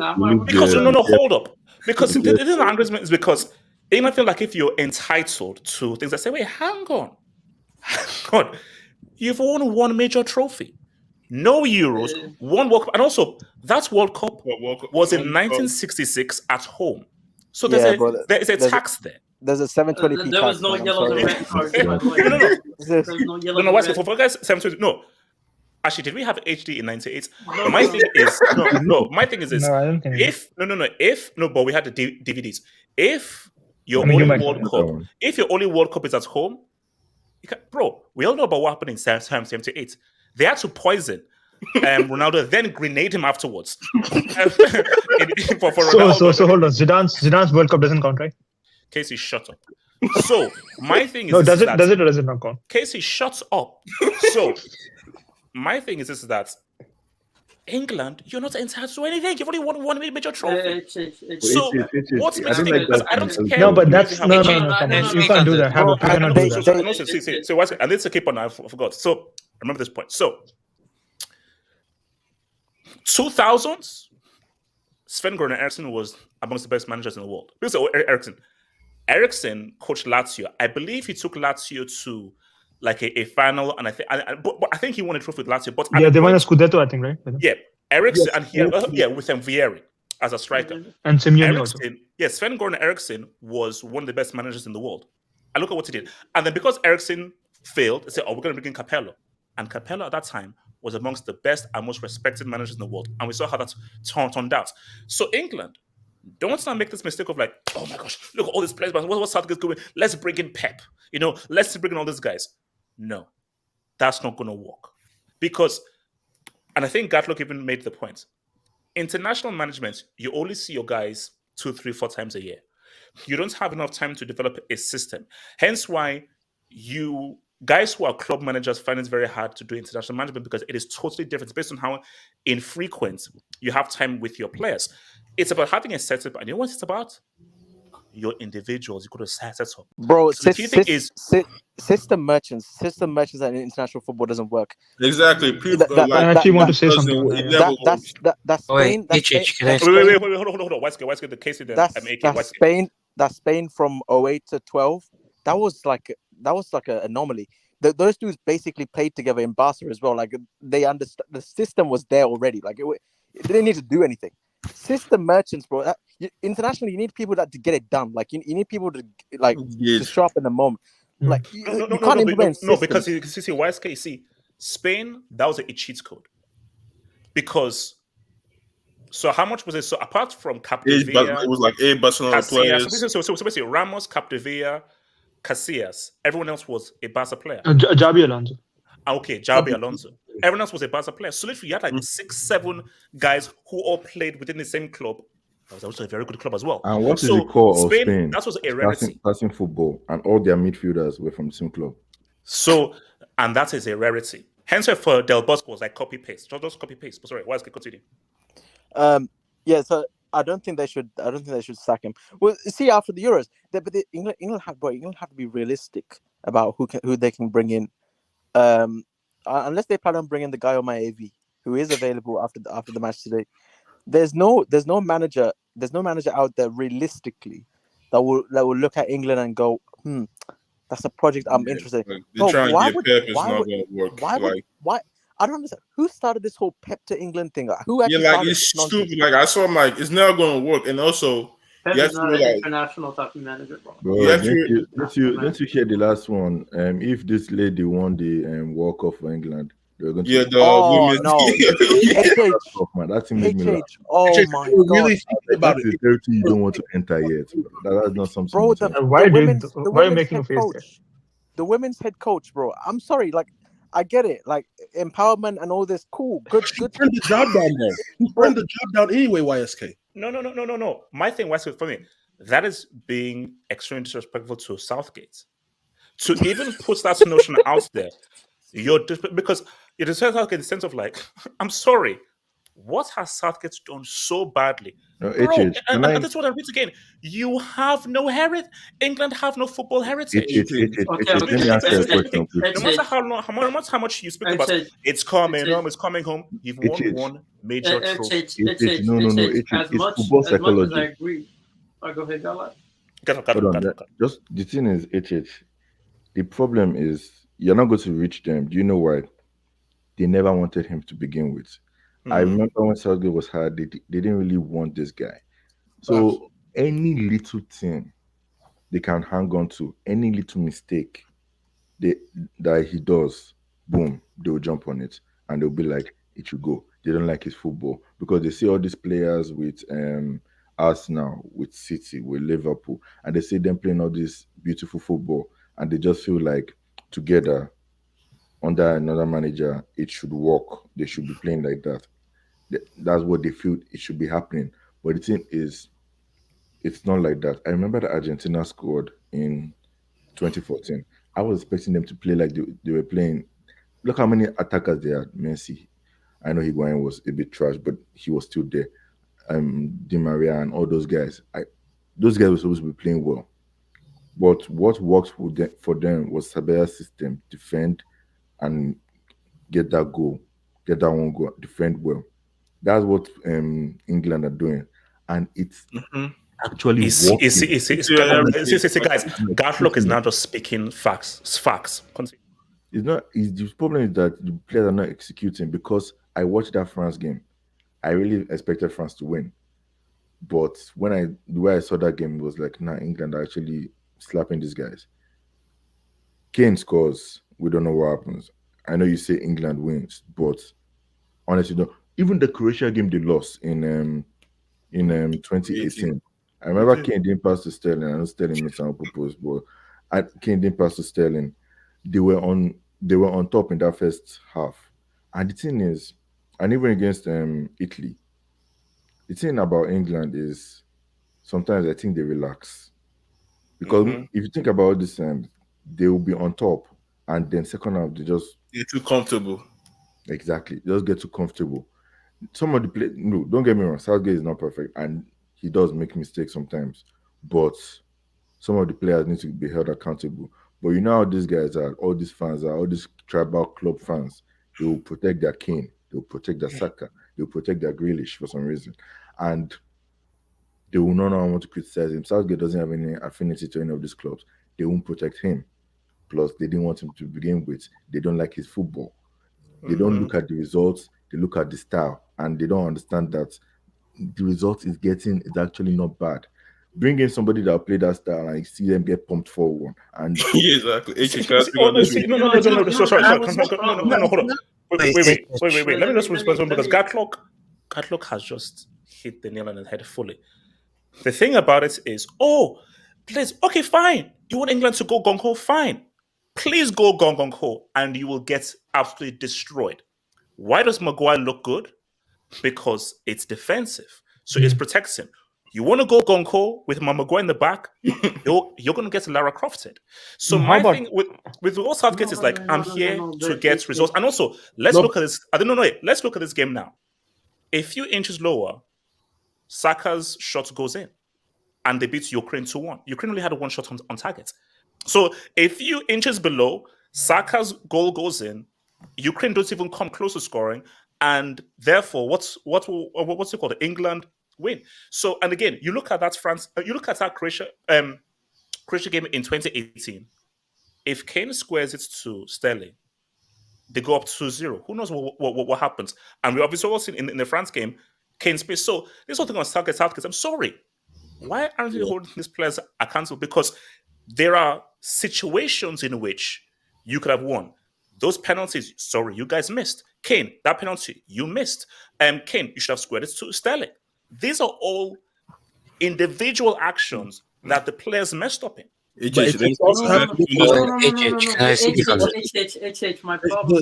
My problem is with this whole assessment, and I do agree with you to a certain extent. Like, yes, the gate gets too much criticism, too much for what he's done, but at the same time, like you keep saying, they miss meters. They're missing clear-cut chances. They're not doing this. They're not doing that. They're not getting results. And let's be honest, this is a results-based game. And if you're not getting results, which one is much easier to replace? In your humble opinion. Zima, fine then. Replace him. Bring a new manager, and the players will do the same thing. No. That's okay. So that's exactly my point. Can I speak on this? No. You said this on a consistent basis, right? This guy has had a World Cup, he's had a Euro, and another World Cup, right? Those are by which he's performed. How long can you go on saying that England have been near them when we know that England? Let's keep it real. England has never been in this type of position in my lifetime of watching football. Never. Where they've been clearly the second best talented team in Europe. They haven't been in this type of position before, where they actually have a talent pool that's better than other nations around them, to the point where you could say clearly they're the second best. There is nobody that's close to them in terms of talent pool, aside from France, that's better than them. And around the world, in terms of talent, there's clearly they're probably what, top 5 to top 4 in terms of talent. So this is their best opportunity if they want to do it in order to win a trophy with the squad that they have right now. And the fact that Gareth Southgate isn't getting the job done, and you've said this before, like with the German manager, you said this before, when things aren't clicking and you keep trying again and again, you need something fresh, you need something new, because it's not working. This and can you guarantee that the next crop of talent is going to be as talented as this crop? Can we guarantee that for England? Or the next crop of talent for other nations around them is going to be as poor as it's been right now? Zeman. No. Zeman, in 2006, England had a Lampard, a Gerrard, a Scholes, an Owen, a Rio, a Terry. No. Zeman. That was a golden generation. No. I get that. Zeman, on paper, that team on paper were clearly better than that particular team that they lost to. That is true. No. I get that, but you're not getting me. There were at least talents around that had somewhat talent capacity. Like, let's be honest, Italy was much stronger. French side had somewhat talent. Portugal had talent. Zeman, listen to what I'm saying. Zeman, you're not listening to what I'm saying. Zeman, listen to what I'm saying. Forget Italy, Portugal, England, quarterfinal 2006 World Cup. England on paper were far more talented than that 2006 Portugal team. Yet Portugal, in my opinion, outplayed them, did better than them, and lost on penalties. I got a question for you, HH. In terms of talent, right? I agree that England side was more talented, but they were in a generation where there was more talent around them compared to this generation of English players. Okay. The gap. Okay. I want to ask you the gap between this English talent compared to previous times. Can you say that it's similar? I don't think it's similar. I think England by far has a better talent. No. Wait, hold on, Ziman. My response to that is that, in my opinion, that's irrelevant. Because I asked this before. Would you put money down in a quarterfinal, England beat Spain or Portugal? I'm not putting money down. Because my thing is that it doesn't matter whether you have because let's no, Ziman, I shouldn't be because my thing is I don't give a damn about your talents. I give a damn about who are you. What is your character? What is your personality? Now, I feel this England team have something special, but the kind of footballing heritage that Spain have, that's an Italy have. Bro, we need I'm sorry, I can't. No. Here's the thing. No, but hold on, no. But I need to defend like Ziman on that. I'll be real with you. This whole heritage talk, all heritage begin with something. Fact. It all begins with something. This whole idea that you have heritage compared to another. Spain had no heritage in the World Cup. They weren't known as World Cup favorites clearly by a mile when they come into it, because they were known for that because of their golden generation, the talent that they did have. My problem is I know what you're gonna go with philosophy and what they had. No, Ziman, not that. That's what I'm gonna say. Ziman, I'm saying that true. Before 2008, before 2010, they're no World Cup heritage. But are you telling me that Spain golden generation is as good as the English? So, let me just bring my points clear. I want to come to everyone else. The thing here is, yes, England are the second most talented team in Europe. After France, it's England next. So on paper, England are the second favorites to win those Euros. So that's we put that in right now. But as we know in tournaments football, talent ain't good enough. Because 2006, that's, in my opinion, is the most talented team I've ever seen in my life. That's Brazil team. And we know what happened against France. So my thing is, this whole talent thing, it means nothing. No. It means absolutely nothing. Let me just end it with this, right? 2006 England side, right? These guys were a bunch of individuals. They never played as a team. That was their main problem. Two, I would say this. Talent means everything for a nation. Yes, you can say it's down to the system, the players, the managers, how you manage that talent, what type of style of play you have. And I guarantee you, I agree with that. I agree with that aspect. But if we're in one hand saying that England never had a right to win anything, that Spain side seized the moment. If they didn't win that World Cup, I don't think Spain. Look at Spain's talent pool right now. It's not as good. You have to seize the moment when you have a talent pool that's capable of that. And for English people, for people that support England, that's their main fear. It's that aspect of we keep trying and again, but we're the nearly man. Something has to. But see. Okay, hold on. Before I come to Elijah and everyone else, the difficulty with the Spain example because Spain was an anomaly, and you can't use the Spain example. Let's say, remember, Portugal are searching for theirs. Netherlands are searching for theirs. England are searching for rather another one. But the issue with the Spain thing is Spain was an anomaly because it was a copy and paste of mostly a Barcelona setup. And we can have a strong argument that Busquets is one of the best DMs of all time. And Xavi and Iniesta are arguably top 5 midfielders of all time. There is no player in this England squad that is a top 5 player in the position of all time. No. Now, Bellingham maybe. But in that Spain team, there are 3 players who you can say are top 5, top 3 in the position of all time. So once you have that, there is a great expectation of that for that Spain team. So, but I get it though. Before 2010, you were like, okay, you've got one, you say boom. So they had to get it done. But hold up. 2008 is where it started. Hold up, but this is the key question. This is the key question. I'll bring the whole Spain thing. Do we believe that in however years' time, any of these players in England can be considered top 5 in their position of all time? You don't know that. It's possible. No, Casey, I don't know. That's what I say. It's an open-ended question because, put it this way, in 2008, if you said, "Oh, Iniesta is going to be top of all time," I'll say, "Hell no." Why? In 2008, or if you say, "Oh, in 08, Xavi is going to be a top midfielder of all time," I'm like, no, Xavi in 08, there's that dude, whatever. But who knows? So that's my question: is do we believe that these players here, a Bellingham, a Foden, a Kane, after all is done and said, they be considered top 5 in the position? Elijah, talk to me, bro. Can you hear me? Yes. Okay. I was just trying to say that Gatlock and Z-Man have made actually the perfect point. And then another thing is we also got to realize in England, it's also the media as well. We got to realize this is not really like a fan-driven ideology. It's a media-driven ideology that pours into the fans.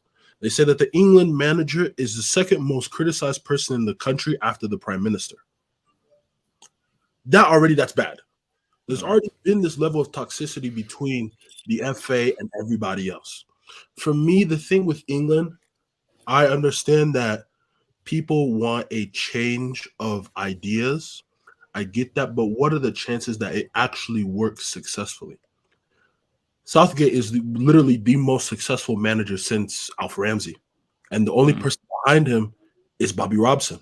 And then I was listening to if you guys listen to The Rest is Football, which with Shearer, Micah, Big Richards on Lineker said something about, he was like, the closest thing I can remember with I'm just paraphrasing, seeing the similarities between Robson and Southgate.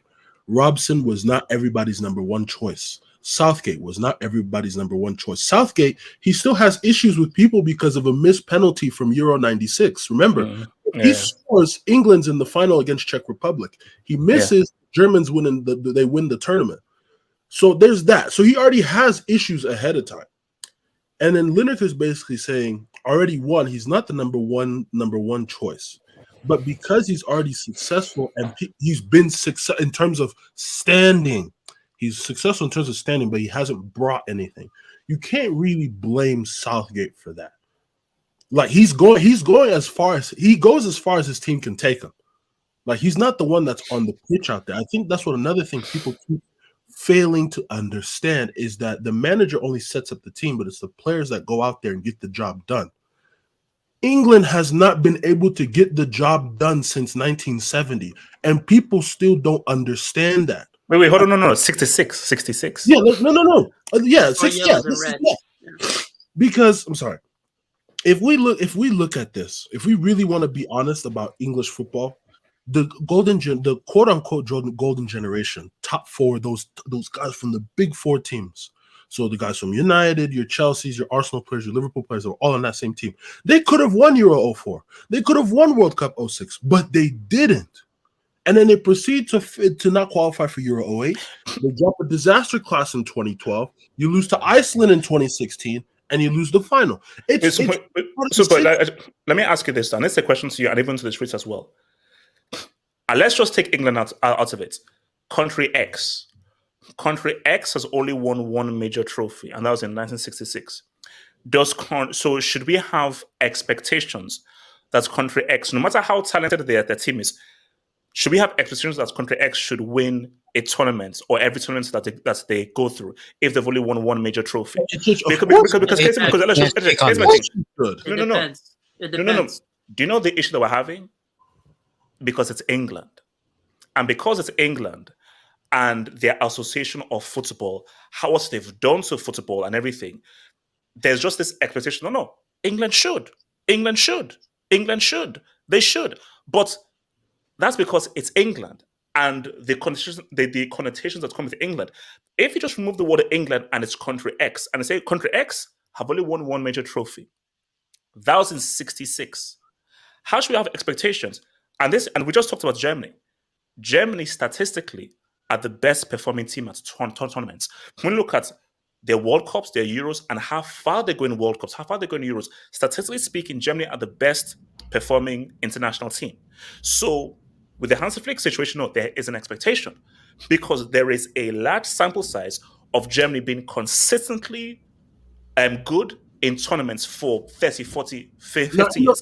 But then also, that's a part of your logic I don't agree with, because it's almost like they should never actually try and win something just because they've only won it once before. No. Okay. Let me refine it. 100%. If you feel you have a team that is good enough, you have to actively win. Any tournament you're in, everybody should try and win. Now, if you feel that way, we have a golden generation here. We should try and win. Yes, Euro 2000. Shout out to my guy Figo. Portugal, because we know how good Figo was for Barcelona. We know how good Rui Costa was for AC Milan. Despite Portugal never having won a Euros, they felt that, no, we have a team good enough, talented enough to win those Euro 2000. And I felt that Portugal really could have won that. So yes, but what I'm talking about is expectation. Because I feel that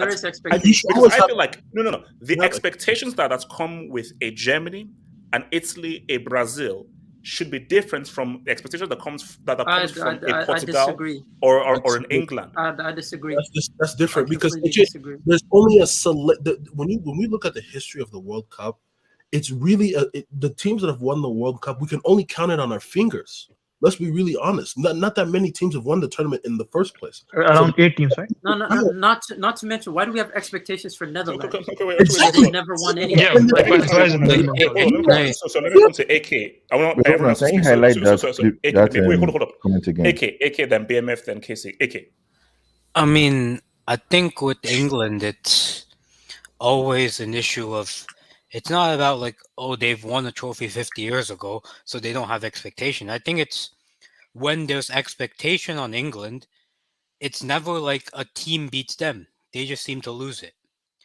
Like when England had expectation this past World Cup, they played well against France. They lost it themselves.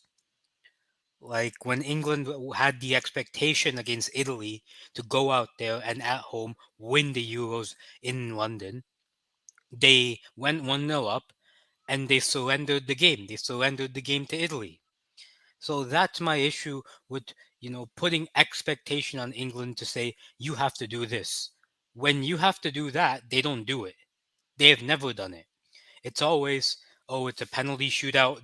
They lose on penalties, or they lose because, who knows, they make a mistake or individual errors. It's never, for me, there's very few times where I can say England lost because one team was better than them. England for me lose because these guys throw it away when they're in the ascendancy. So I think it's hard for me to put that expectation on them. When they don't have that expectation, they perform fine. Like in 2018, people keep talking about 2018 for me, and I always label Southgate's tournaments 2018, 2020, and 2022. 2018 for me, people are still complaining about that. Did you see your team in 2018? You still had Ashley Young running around. You saw Dele Alli. You saw Jordan Henderson. These are the players that were playing in your team in 2018. They were terrible. And you got to a semifinal and you deservingly lost against a Croatia team that was better than you. In 2020, I blame Southgate. I think against Italy he did, drop deep too much, but even again, go back to 2020. We analyzed 2020's Euro final in 2022 lenses. Go back to what we thought of those players at that moment. Our perception of Jorginho, of Verratti, was different at that moment than it is now. Our perception of Declan Rice, Calvin Phillips was different at that moment than it is now. At that moment, Italy had a better midfield than England, perception-wise. So Italy, of course, dominated that game and brought it to penalties where Italy had the better goalkeeper. And in 2022, it's Kane's missed penalty and the fact that a French team just had more quality in the bigger moments than England. And guys that we say, like John Stones, like Harry Kane, are some of the best in the world, didn't show up when they needed to. So for me, it's not about the players you have. It's about what they do at that stage wearing the England shirt. And it's been proven that wearing the England shirt adds some pressure to you that it weighs you down instead of brings you up. So for me, that's the thing with England. I mean, it's not about the players. It's about okay, Cole's a great player. Madison's a great player. Foden's a great player. How is Foden for England? How is Madison for England? How is Bellingham for England? How is Kane for England? Because I've seen Mbappe for France. I've seen what Giroud for France. I've seen Griezmann for France. Very different to Giroud for Milan and Griezmann for Atletico. I've seen players shine for their national teams and be terrible for their club teams. Have I seen that for England? That's the question you should be asking, and that's where the expectation comes from. Who else wants to? It was me. Yeah, BMF. My thing with the old Southgate switch is that I think he should get one more chance with the 2024 Euros tournament, because I feel like it's been the only manager that's taken him to this cup competition so far than any of the previous managers. So I believe he has credit in the bank for them to go again. The thing with this English fans is that they think, oh yeah, you replace Southgate with Pep, right? And it's bringing this pushing the play, ticky-tack. They're not gonna win stuff. They're literally gonna get smashed. This is a result-based business, like other people have said. But what Southgate has done, he's playing to like that style, that heritage, that defensive for counter-attack type of football. So people trying to say get rid of Southgate, bring this guy in, it's not going. You're not going to see you see some cool patterns of play, but it's not going to win you stuff. That's the thing. I think Southgate deserves another chance for him to go again and deliver in this time, because now you've gone to place. I think the only thing that's going to let Southgate down is him being just choosing his favorite. You have Southgate has to 2024 Euros tournament. He has to actually pick the best team that can win this trophy, and that's it. If he goes for his favorite, that's what's going to cost him, in my opinion. Yeah, I mean, yeah, because again, I'll say, because I just saw someone even mention this in the streets, say that he should have been sacked after the Euro final, and I'm like, yeah, you do that. You lost on penalties. If you lose on penalties, how is that the manager's fault? And also, and the point that AK brought out is, bro, that Italy team was good, and and also they were the best team in the tournament. Yeah, they were the best team in the best team in the tournament. They literally came to the tournament being undefeated. Yeah. So this one thing, it's one thing wanting your team to win. It's one thing saying that no, we should feel confident in a team. But there's another thing about being arrogant and being unrealistic. And I feel that for England fans, they're being unrealistic. You should be arrogant if you're a German fan. You should be arrogant if you're like a Brazil fan, because there is a history there. So you should be entitled as a German because of how well you've done over the past. But for England, you should be confident. You should expect the best, but you should not feel entitled. Exactly. You don't have the thing if this guy. No, expectations are supposed to be like, if you have expectations of your team to do well in the tournament, because you think that your team is actually extremely talented, you think that compared to other teams, you have some of the best players in the world, your expectation is going to be to that. If they fell beyond that expectation, of course you're going to be upset. The thing is, did Spanish people have expectations for Spain for them to win the World Cup in 2010? Yes, they did. They did, because they saw them. They had expectation. They had. In 2010, 2010 Spain were the favorites. Yeah, they were the favorites. They were literally one of the favorites. Yes. They were literally 2008. They were literally one of the favorites because of 2008. So they came into as one of the favorites. And my thing is like, if this guy keeps you keep saying like, oh, this happened, that happened, this didn't happen, the players didn't work out in this situation. What are we gonna say in the Euros once they fell? Are we gonna still say if they make it to a semis and they fail again? Are we just gonna continue on with it? No, that you can. Wait. So I think it was your boy Dollar. You wanted to speak on this, Dollar. Yeah. Can you hear me? Yes, okay, bro. Yeah, go for it. Welcome, bro. Welcome. Okay, thank you. I kind of disagree with the whole England. I think if you look at the club football, the highest level of club football is in England now, and I think for the next 10 years it'll be like that. So if a player like Trent, like Phil Foden, they from the academy and they make it to the best teams in England, I think that tells you a lot. I think that means the level of quality in England is higher. So with that quality, you can get someone like Pep. Saying Pep won't work. Stop it! Stop it! Stop No, it! no, Stop no, it! no, Stop it! No. Sorry, I want to stop there. See, hold up, dollars. Sorry to stop you, but you're looking at this in a very, with all due respect, a very narrow-minded view. Because what you're not appreciating is club football and international football are two very different things. So, and you have to respect how extremely different they are. Because in international football, you don't have the luxury of multiple training sessions and the time for preseason to fully implement a well-defined system. You don't have that time. So the way you have to approach international management is completely different from club because you have less time. I think it's because it's never happened before. I think that's what we're saying. This, I kind of disagree because if you look at somebody like Pep or even Klopp, the English players who they like Bellingham, Foden, Rice. These players are not new to a system. English football, it's the club football. It's based on systems. If Pep or Klopp comes in and coaches the system, these players will adapt quickly. Nah, Pep had to change the system like 3 times in the season just to get his C on a running form. He had to literally change the system like twice. So I see what you're saying, right? But my thing is this: there's a reason why there's been so few. There's only been a few managers in the history of the game that's done well in club football, and when it came to the international wise, and they've done it as well. My thing with Pep is that Pep is a guy that like everything has to be perfect for him for his system to work, and also remember he can buy players and he can buy specific player system. Yeah, when you're in your country, this is what you have. You can't say, okay, I want this guy. No. These are the only players you have to choose from, and that's it. You can't cherry pick who you want from all over the world. You can't do that.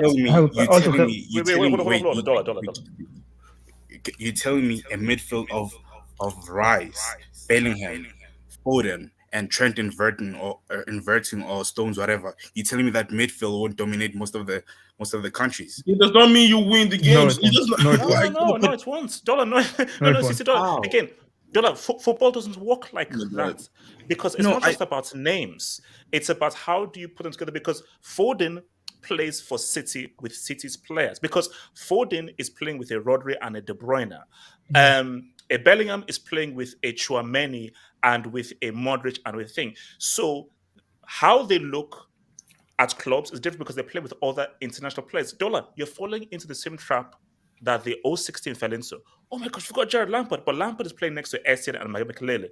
Gerard is playing next to Alonso. So all because they look good for their clubs doesn't mean that they will not look good if they come together. Because look at City's players, for international, like without Pep system, they look like Yeah, Bernardo Silva at Portugal and City ain't the same player. De Bruyne for Belgium and City ain't the same player. So there are multiple instances where these City players, when they don't play for their countries, they don't look the same. But it's not about the system. No, I think only philosophy. You can't implement a philosophy for international football. The only philosophy you have for international football is culture, how your country views the game. That is all you can rely upon because you don't have enough time. If you only see your players 3 or 4 times in a year, how can you implement a philosophy when managers need pre-seasons? No, that I disagree with you. No, because wait, hold on, Casey. No, because like pre-2000, when did Beckham destroy Germany? Right, 2001, right? Or wait, you mean England against Germany? Yeah, Germany. Yeah. 2001, right? 0-1, 5-1. Yeah, 0-1. But before that, Germany used to be like a defensive team, and after that, like basically coaches like Ralf Rangnick came on and they converted, like they changed the German style like into like a gegenpressing style. So you very well can have a philosophy for your country. I just think that the best players from England are usually defenders because like if you look at England's best player, like you say like Harry Kane, John Stones, Kyle Walker. So it's not wrong like for England to be a defensive team. But because do you know what I disagree with? It's about generations. That generation you had Khedira coming through, Molo coming through, Özil coming through. So you had a particular generation especially with a lot of talks coming through, that's viewed things differently and now made different footballing decisions than the guys of yesterday. So I don't really think about process. I'm just thinking about, okay, what generation do we now have? And this generation is going to actually help dictate the kind of football that we're going to play.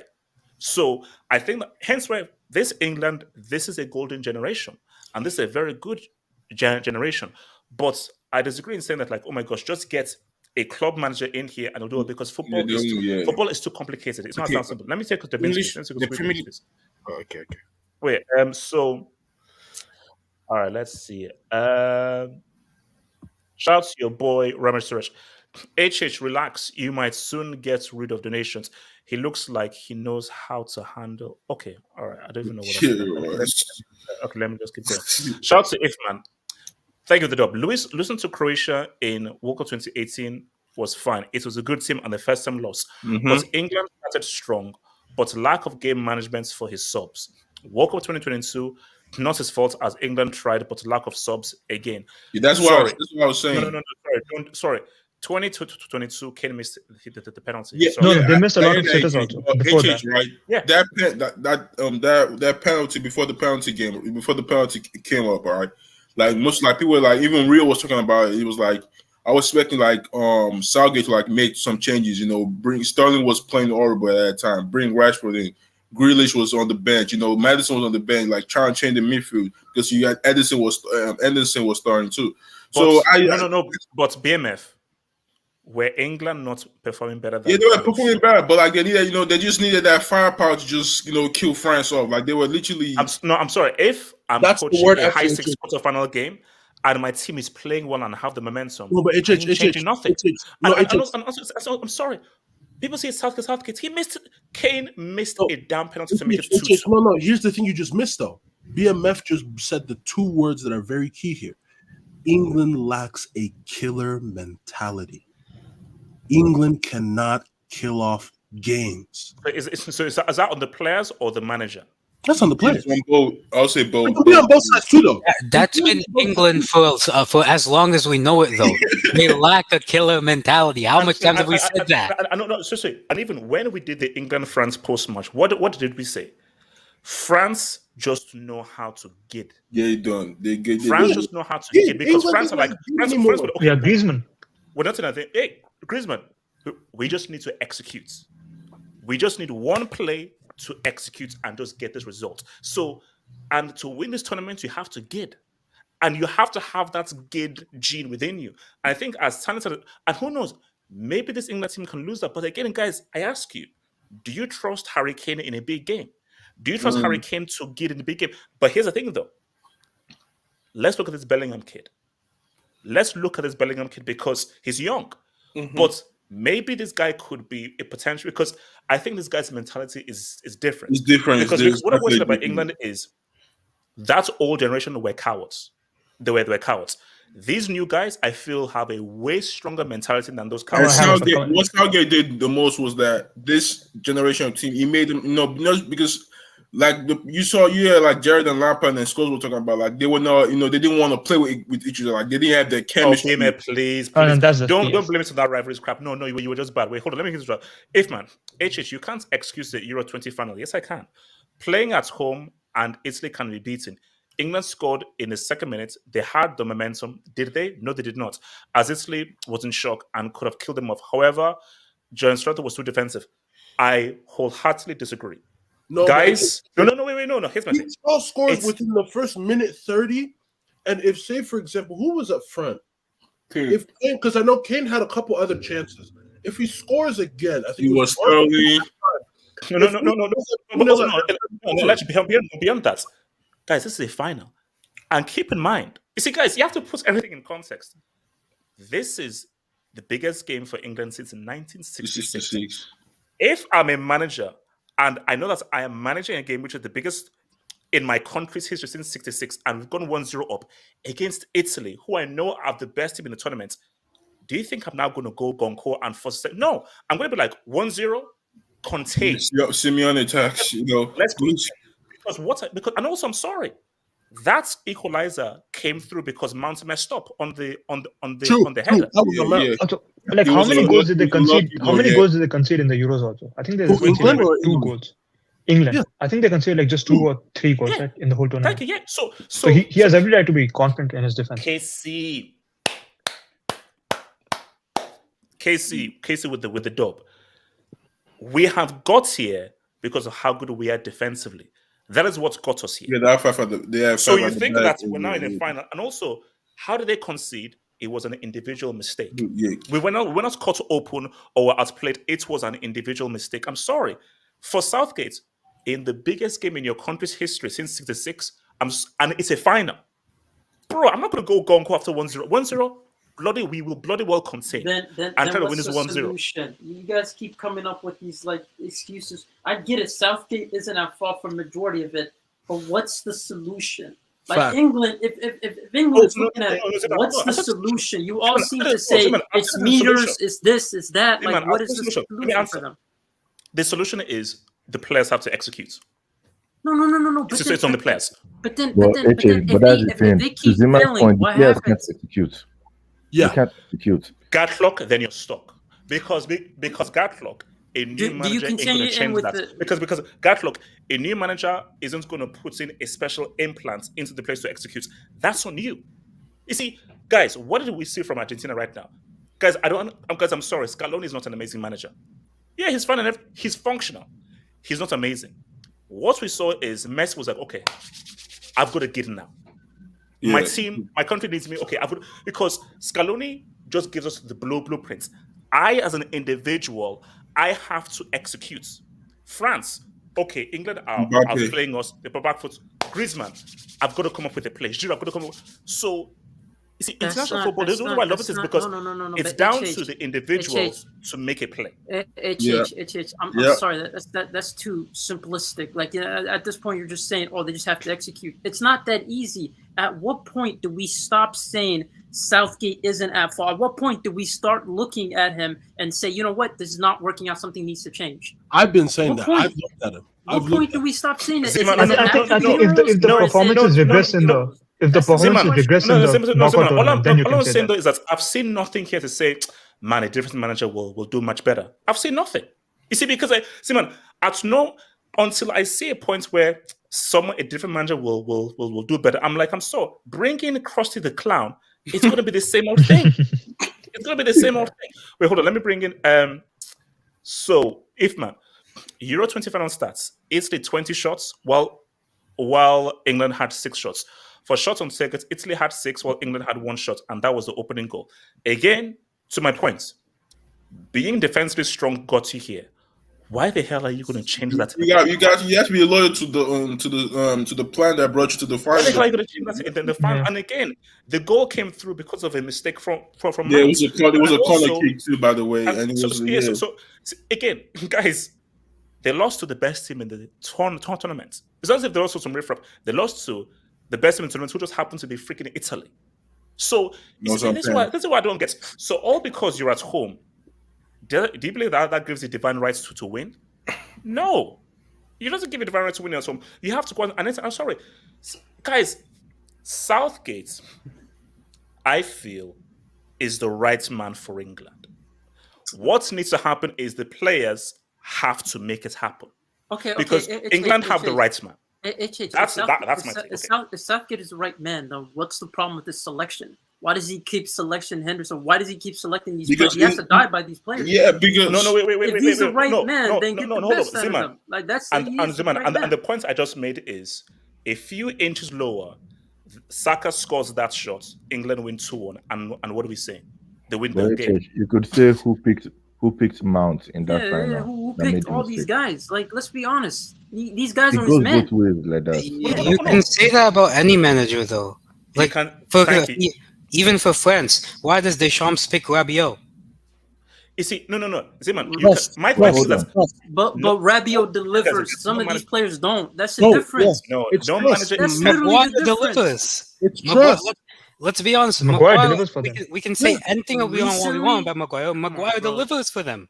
Does Mount deliver? Does Henderson deliver? And also, see, this is where I'll defend Southgate. I've said this before. If I'm a manager, international manager, I don't care what you do for your club. As long as you perform for me, in my system, under my guidance, I'm going to pick you. So until you mess up for me, I don't give a damn what you do for your club. So as much as from the surface, you can hate on him picking Maguire or Henderson, I can see it from the other side of Southgate, like, for me, under me, they perform. Until they don't perform for me, I'm good.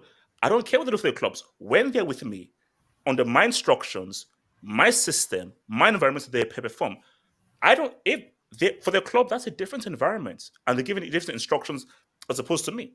This is my team, and these are guys that perform for me. So that's my thing. It's fair. And Salah misses crucial pens for Arsenal and England. Oh, sorry, Saka misses crucial pens for Arsenal and England. I mean, yeah, look, although he's gotten better at his penalties, though. He has gotten better. Apart from Stones, England don't have actual defenders. Again, you want to go gonko and expose Stones and Maguire? I don't think so. So him not going gonko actually protects these guys, man. Yeah. Mourinho was willing to be England manager in 07 instead of Capello, wouldn't have worked. Wenger would have been a good England manager, wouldn't have worked.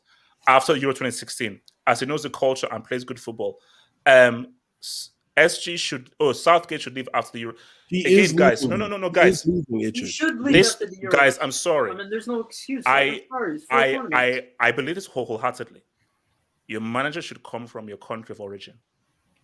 Not always, though, HH. Yes, always. I mean, there's not been. Has there ever been a manager that's won international for never happened. Probably for Brazil, actually. Yeah, Brazil 02. No, I'm saying it will be for Brazil. Solari is Brazilian. Portuguese. I'm sorry, I thought he was Portuguese. Yeah, no. Yeah, there's never been a manager who's won, a foreign manager who's won, and I believe because I think international management, because you don't have enough time with your team, it's cultural. So there has to be a much more deeper connection with what you're doing, because you can't start doing tactics. You can't micromanage. Yeah, but okay. The culture. Yeah, the culture right now. What's the culture? It's the Pep culture. What's their culture? Their culture is smash and grab. Like, are you going to continue that? Like, what's their culture? No, but the culture now, everybody trying to play like Man City. The culture is the Pep football. So if Pep comes in and coaches England, I think it will be easier. No, because he doesn't have De Bruyne, he doesn't have Rodri, and these are key players to his system. So, Pep can do what he does because he can cherry pick the players who can fit his system. If all he has are the players of that country, that limits how well he can do. Because a big reason why Pep is successful is because I can go into the transfer markets and be like, that's first year, he didn't do well. Second year, I need this guy. Boom, let's go. You can't do that. Countries, all you have is what you have. So I'm sorry. You can't get England playing tiki-taka football because that's just not in England's nature. If England's style of play is garbage, as everyone says it is, and it's not good enough, why would you stick onto that same style and expect somebody from that nation to end up uplifting your style of football? I think majority of the players that they are producing right now are more technical than they've been previously, just the average players. So if that's the case, why don't they go a more technical route? Exactly. And hire managers of that quality. Exactly. English should look, hire my own criticism. No, well, they can't get Pep because I don't think Pep is actually. Glenn has a point, but my own criticism. Hold on. Let me read. So, Blaise, thank the drop. So, a squad depth of Dunk, Connor, Levi, Eddie Murphy, Wilson is second best in Europe. English media overrate them. Surely Africa must have a chance in US. Nah, come on. No. That's not that squad there, man. They have no. Africa will rise in 26. Africa will rise. No, but let's be real. England's best 11, you have to argue that it's the second most talented in Europe after France. Mm-hmm. And that's what we're saying. Okay, squad everything, but that's 11 is second behind France. And we saw how close they were to France. So that's my thing. To HC's logic, Southgate should manage forever as it's always the players felt. I'm going to respond to that.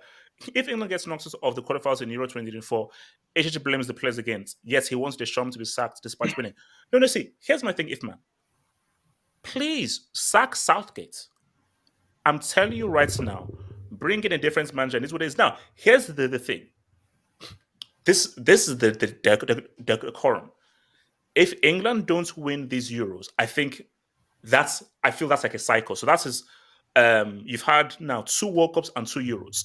I feel any manager, even if you win or lose, you should have a certain cycle and you have to refresh. I feel whatever happens, if England win the Euros or if they don't win the Euros, Southgate needs to go because it's time for a new cycle to now refresh the entire. Because you need refreshed ideas. So I think regardless, in international management, you can't have like a 20-year stint like your guy. I mean, although Tabarez was there at Uruguay for like 20 years, that shouldn't happen.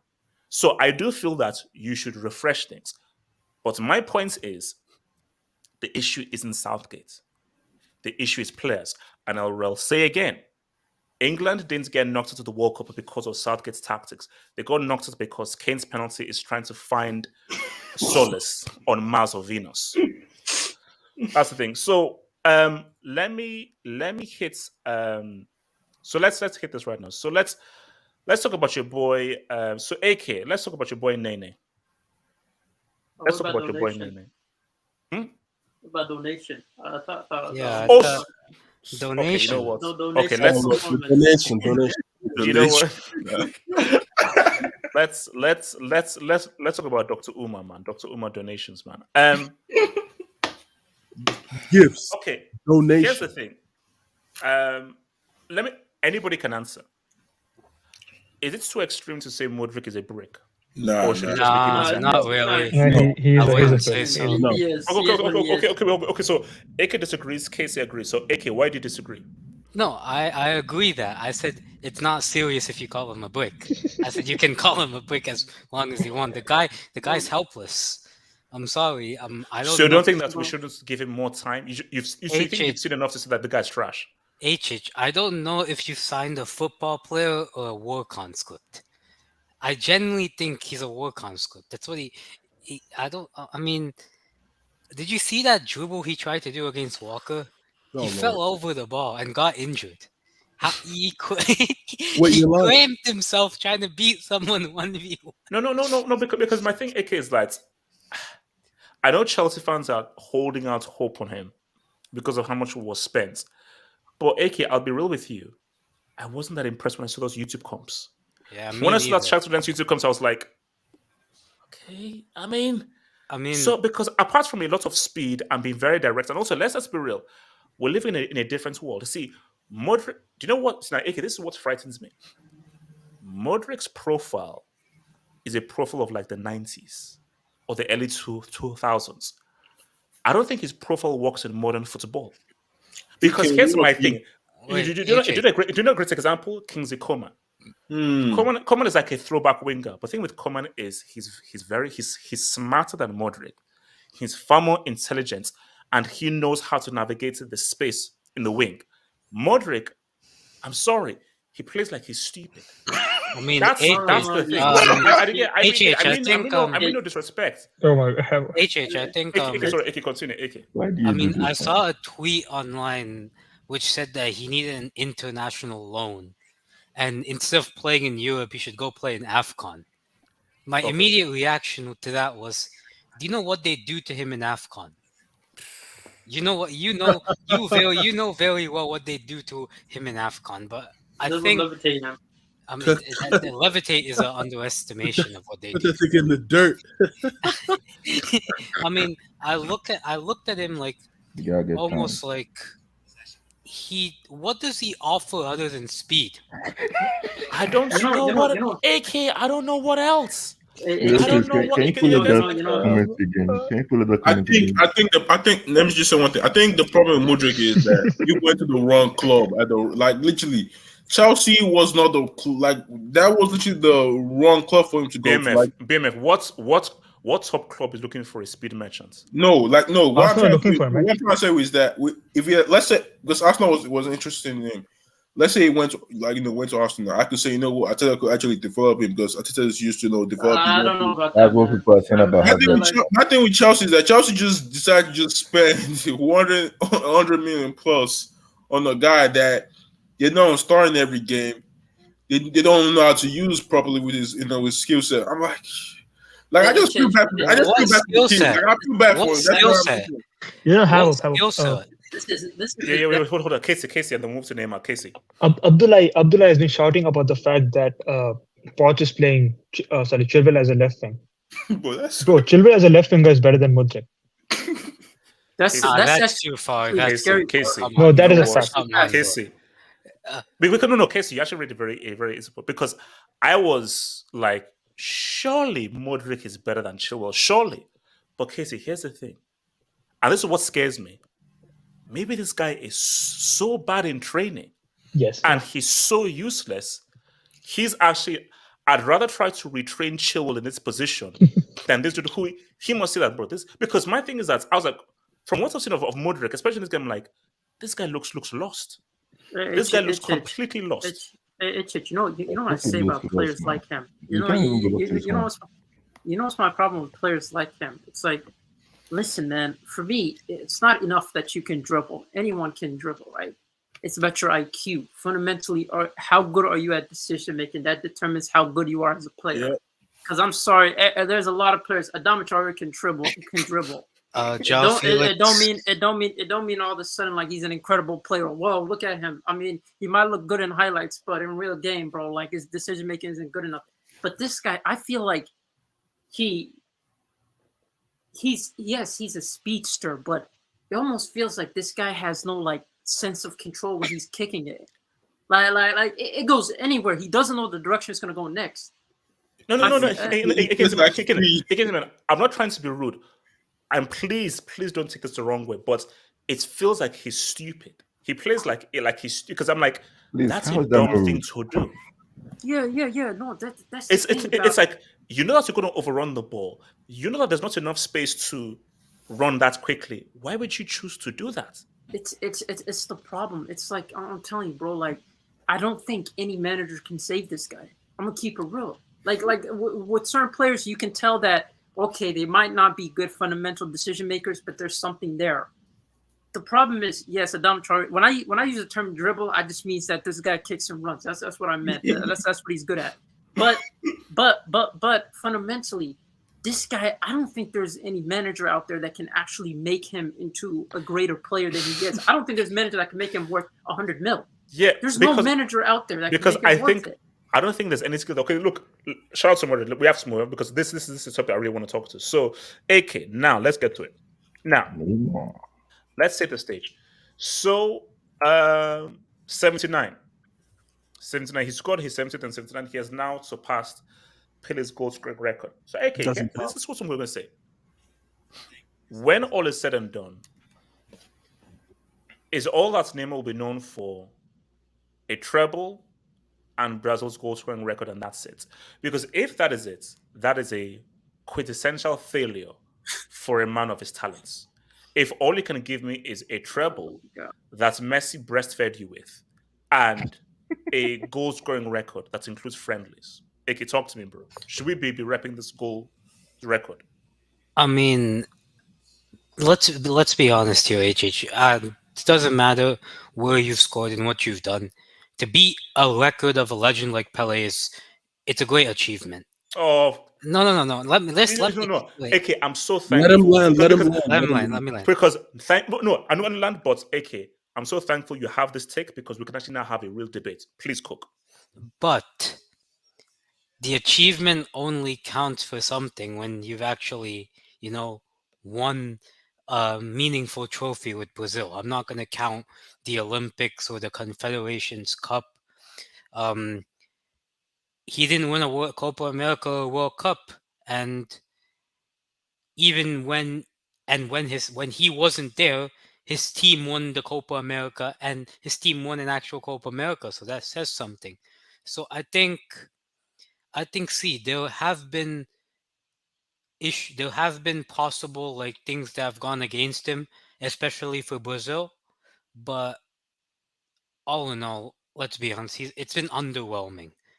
Like the fact that he hasn't led Brazil to a massive trophy for a man of his talent, it's underwhelming. And I think that's the sad part about it. I mean, you look at a guy who can pretty much do anything that you ask of him on a football pitch.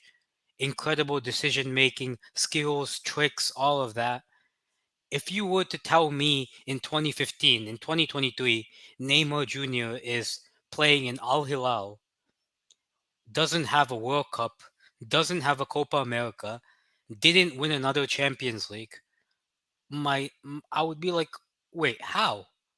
But that's what his career is at the moment. And I think here's the thing: the only way, and I don't think it'll happen. It's not going to happen. The only way for Neymar to somehow rescue his career is to come back in 2026. It won't happen, but that's the only way.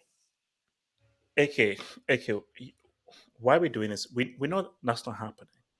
No, it's not happening. Like 2026, it's not happening. Like let's get that dream away. But I want to, and this is when we may even have a debate here. And I actually want to hear people's back and forth. That record, to me, is relevant. Yep, I said that. We actually talked about this on Discord with AK. I said that. Yeah. Like my thing is, why for me Pele is great is because of what he did as a 17-year-old, what he did as a 29-year-old at a World Cup, and his career and what he did for Santos. See, these goal record things, they mean nothing to me. It's just they mean absolutely nothing to me. So, but the issue is we're living in social media, and in social media, you want anything. So basically, everybody has their guy. So when you have your guy, any stats you want to use, you want to say, "Aha, this is my guy." Like what's it called? I think I put up the video of when I put up my tweets of the week video. 471 people have won the World Cup. Only 20 or 30 have won 5 UCLs. So that's because I'm a Cristiano guy, that's for my Cristiano guy. He has surpassed Pele's goal scoring record that I stood for so long. That's the plus one guy. People just want these stats. But that is a useless, irrelevant stat. When Neymar came through at Santos and he joined Barca, at any point, you will be talking about, man, he better break that goal scoring record, bro. But he better break that goal scoring record. No. All we're saying is, when does he win that World Cup? How many Ballon d'Ors does he get? And how does he define the generation? At no point on that list of requirements, we had a list of requirements. We want a UCL. We want some Ballon d'Ors. Give us a Copa America, and we most definitely want a World Cup, and you being the best player in the World Cup. Those were a list of requirements. At no point on that list was break Pele's goal scoring record. To be fair, didn't want that. I think the goal scoring record is like the Carabao Cup in the quadruple and that kind of stuff. It's like the add-on to the other stuff. But without the other stuff, it's not really relevant like that. Yeah. It's not really special. Bro, I'd call it the Audi Cup. Or the Make-A-Wish Shield. Like it's what? Okay, you scored a whole bunch of goals. Fine, thank you. You are here for the real talk, which is the World Cup, Champions League. But that's my thing because, bro, Neymar, all you're gonna give me is one UCL. Wait, hold up. What? So Neymar, in your career, your resume is one UCL, Olympics, a goal scoring record. An Olympic medal. Olympic medal. La Liga as well. It's La Liga. I mean, the thing I was most surprised of when I watched him yesterday is, did you see that solo run he did? He didn't do that since 2017. Why? Because he had an ankle problem. He got surgery on his ankle last summer. Why the hell did you go to Saudi Arabia? You could be in Europe right now, potentially furthering your legacy for a club. He wanted to go to Barca. To be fair, he said he's gonna come back to Europe after he does 2 years in prison. Really? That's what he said, man. That's the rumors that are going around. No. See, Zeman, Neymar is the spearhead of that generation that just the failure generation, man.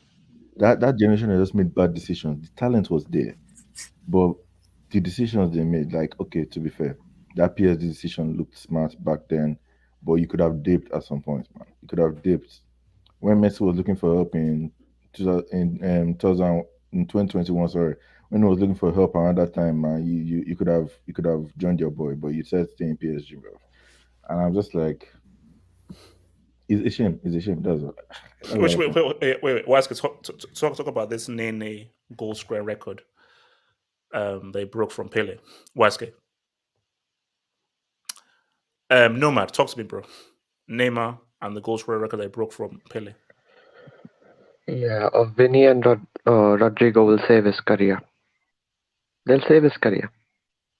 Nomad, you know that he's not playing in 2026 World Cup. You know this. Nomad, he ain't going to be there. Who is even going to be in Brazil's defense? Thiago Silva is gone. I'm sorry, Nomad, continue. I mean, can you really bet on it? Bet on what? That Neymar won't be there in 26. Oh, yeah, I can. No, I can put money down that Neymar will not be at the World Cup in 2026. I would happily put money down that he will not be at the World. Oh, Copa America just next year. Fine. 2026 with the trajectory now. Yep. But if he wins the Copa America, what would you say about his career then? Still disappointing because you should have won a World Cup. Yeah, but at least he can look Mo Salah in the eye, right? And that counts for something. Mo Salah? Yeah, because otherwise even Mo Salah doesn't have as...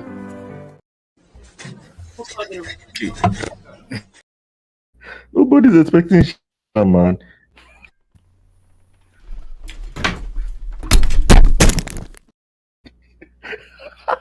It is Mo Salah.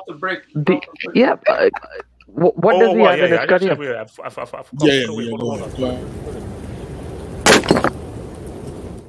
That was disgraceful. Salah. What does Neymar have in his CV that Mo Salah doesn't have?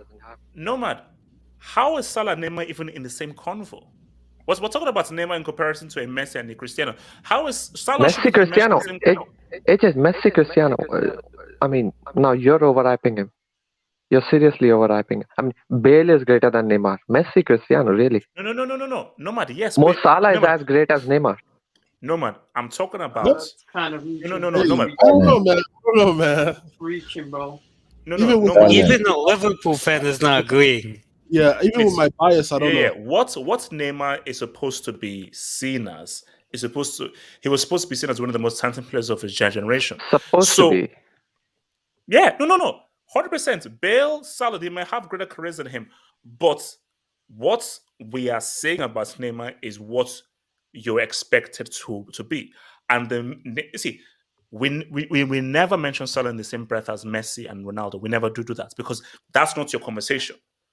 Like Neymar, Neymar and Hazard, your convo is with Messi and Ronaldo. Where's Hazard coming from? Full. So it is Neymar was Neymar's biggest problem was always his mentality. The moment he won the treble with Barca, he thought, all I'm going to concentrate now is on making money and focusing on Brazil. So that's how he got his goals, because he actually cares for winning something for Brazil. But because of his experiences for PSG, he's not the player that he once was. Now he needs to be carried by Vinny and Rodrigo. So his problem has always been his mentality. He was never in the conversation ever. He was never in the conversation. Yeah, but I want everyone to stop with this Neymar hype train. He was never in the conversation. He was never in the conversation. Wait. Never. Nomad. Ever. Okay, let me ask you, Nomad. Did Salah or Bale ever, as a footballer, look as good as Neymar in the 14-15 season? Is he a Victoria's Secret model? No, man, I'll ask the question again. Is he a Victoria's Secret model? No, man, I'll ask the question again. It's a simple question. It's a yes or no question. Did Bale or Salah, as a footballer, look as good as Neymar in that 14-15 season? No. And therein, so? No, so? What do you mean? No. What do you mean by so? I'm saying that Neymar reached You're not a a fashion level model. You're a that footballer. Salah and Bale never reached. Now, they may have better careers. You're number one in hater, bro. You're the number one. He's not a model. He's not a fashion model. He's a footballer. Gid. He's not a fashion model. To look good. Rainbow flicks. Rainbow flicks don't bring trophies. Rainbow flicks don't bring trophies. They don't. They don't.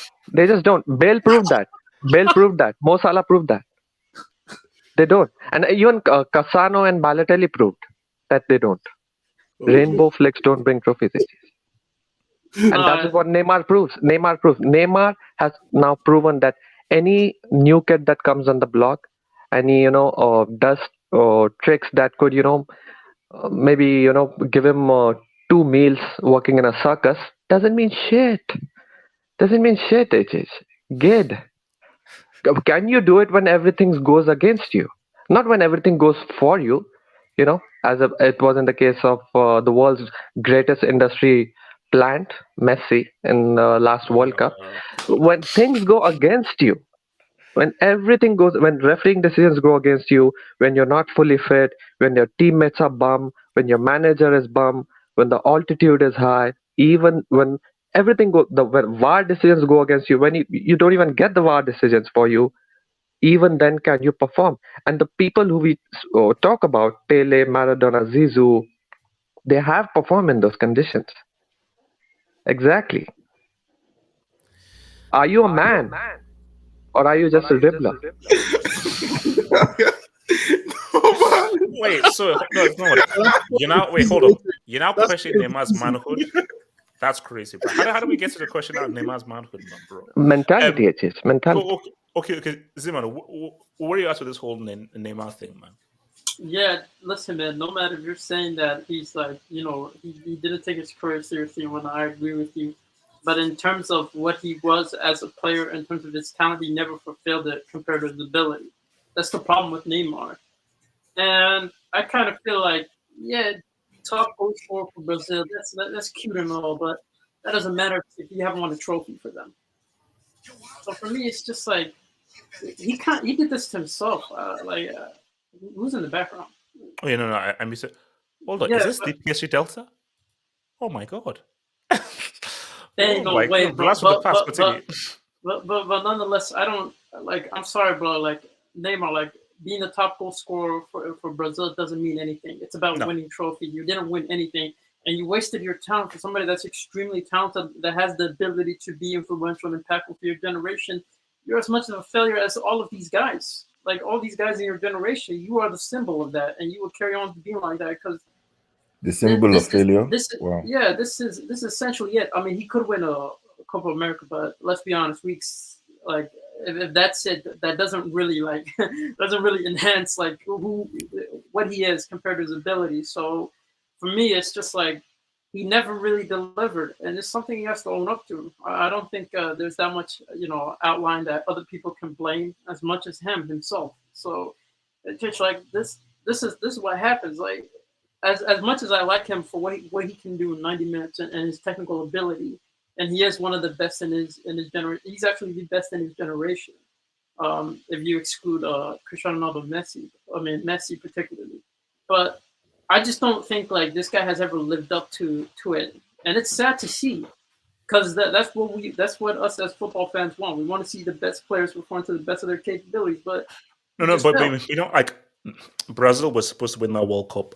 That was supposed to be how the story was supposed to go, but it never ended, man. It is what it is, man. It's sad. It's really sad. And what's about Delta? Talk to me, bro. Neymar breaking Pele's record. Does it matter? Doesn't matter. Also, welcome back, bro. Welcome back. I've been working a lot. The streets have said that they've missed you. People say, "Where's Delta?" Well, so you're very famous around here, bro. So yeah, I kind of figured, but I was working a lot. About Neymar's record, man. It's well, first of all, breaking any record that Pele held is incredible, because we're talking about Pele here. I mean, that guy's a football genius. But speaking merely about Neymar, I mean, this is such a waste. Probably the most, you guys talk about R9 being a waste of time because of his injuries. This guy's right up there when it comes to his talent with R9. I mean, this guy was supposed to be Brazil's new number 10. We're talking about he was supposed to take the throne that R9 had, that Pele had, that Romario had, and to see that kind of career he has now, I mean, 31 in the Saudi League, which is basically the G League compared to the European leagues. It's sad. It's sad. Neymar, talent-wise, he's way levels above Salah. I don't know who brought up Salah. No man. That is such a ridiculous comparison. He's way above Salah when it comes to Salah talent. has been on more Ballon d'Or podiums than Neymar. Don't even talk. That's more Ballon d'Or podiums. Yeah. That's disrespectful. When we talk about passing ability, we're talking about dribbling, we're talking about finishing. Neymar is levels ahead of Salah. But what Neymar doesn't have is, he was right about that, is the mentality. And I would say it was more like a Brazilian thing, to be honest. I wouldn't say it's... Wait, hold on. Are you still a PSG fan despite Messi and Neymar leaving your club? Yes, I am still, unfortunately. Well, actually, I want to say unfortunately, because Enrique had us playing good football. Like, Enrique ball lives. We're doing something. We do got a tough group though. We'll see. But, all right. So ultimate. Okay. Do you see Neymar at the World Cup in 2026 in the US of A? It's tough. Man. Honest question. It's tough. I don't. I don't, and I would put money down that he's not in the World Cup in 2026. He always said, even when he first joined PSG in his first day, he always said that his dream was to win the World Cup with Brazil. He always said this, and I think he said this in Barcelona too. I don't think you can look at it this way. He saw Messi at 35 win the World Cup with Argentina, and he's like, why can't I do it? Brazil, I mean, they beat Bolivia 5-1 yesterday, but it's Bolivia. Brazil is still a very strong team. I'll tell you this. They're still very strong. But the thing about Brazilians is every time they come up against a European top team like Croatia or Belgium, they just fumble. I don't know. It's like 2026. I mean, Neymar isn't even going to be that old. He's going to be like, what, 34, 35? He still has... he lost his speed, yeah, but he still has that technical ability. His football IQ is obviously very high, but I could see it, honestly. I could see it because you got this Mudryk guy coming in. I think he's going to be 19 or 20 in 2026. You got lots of new Brazilians coming up, and Brazil are always but Neymar, knowing his mentality and his character, do you believe he'll be motivated enough to play and be included in 2026? I would suggest if Brazil wins the Copa next year, which apart from Argentina, they will dismantle any other South American team. So if they did beat Argentina, which is a 50-50 match, and win the Copa America, I think Neymar will have that motivation and that mentality to go in that 2026 World Cup with belief that he can lead Brazil to the first World Cup, because he has to. I mean, to break a record that Pele had, which is the most international goals for Brazil. I mean, you have to leave with something. Like it's sort of like Messi. It's sort of like Messi, because I remember before he won the Copa America, you did a video that a guy with Messi's talent can't go and retire with that trophy for Argentina. That it doesn't make any sense that before obviously the Copa America that Messi retired without winning a trophy. You could literally say the same thing about Neymar. You could literally talk about how a guy of Neymar's talent cannot retire without winning a trophy for Brazil. Even a Copa America would be great. I would obviously like to see him win the World Cup. I mean, that is every Brazilian superstar dream, is to win a World Cup for their nation. But do I see it? I mean, I would say it's 50-50, honestly. Will he show up in 2026? I would say it's 50-50. I wouldn't say it's far reached. Okay. Yeah, that's my shout out to Ramesh Suresh. HH, there is a 99 FIFA Ultimate Team card of Mudryk on FIFA 23. How is that possible? That's the best version of him. But even the best, the greatest version of him, how can it be 99 when he's a known brick? How is that possible? It's funny. What's a shooting? Because before he came to Chelsea, Arsenal fans were calling him the Ukrainian Neymar. Lord in heaven. Nathaniel Kaufman. Neymar had a great 2014 World Cup and Copa in 2021, injured in 2022. No. But my thing is, Nathaniel, this doesn't matter as long as all that matters is did you or did you. It's all about Gid. It's all about shout out to your boy, no, but it's all about Gid. Gid, get it done. Did you win the World Cup? If you didn't, you failed. You are no better than Zico.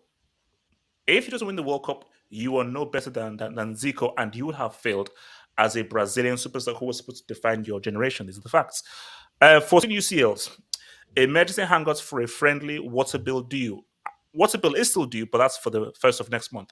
And bro, Germany are the hosts for next year, and you just got piped 4-1 by Japan. That is an emergency, and that is a great cause for alarm. 100%. All right, guys. So, can I also speak on that? Oh, Casey, go for Casey. Yeah, I think it's the sad, man. Like I don't think he's even like ahead of. I think he's behind Zico, right? If you deep it, because Zico gave life to Flamengo, and Neymar. Okay, he did well with Santos, but Santos was already a big club. Although you may call it an excuse, but I think like circumstances for him were just bad, man. Like he grew up in a pandemic, like a fake Brazilian pandemic. Like his teammates, bro. Like come on. And the expectations were the same, so don't do that, man. Yeah, I mean, like he's still like legacy-wise, he is behind Zico, but there is a reason for that. That's what I'm saying.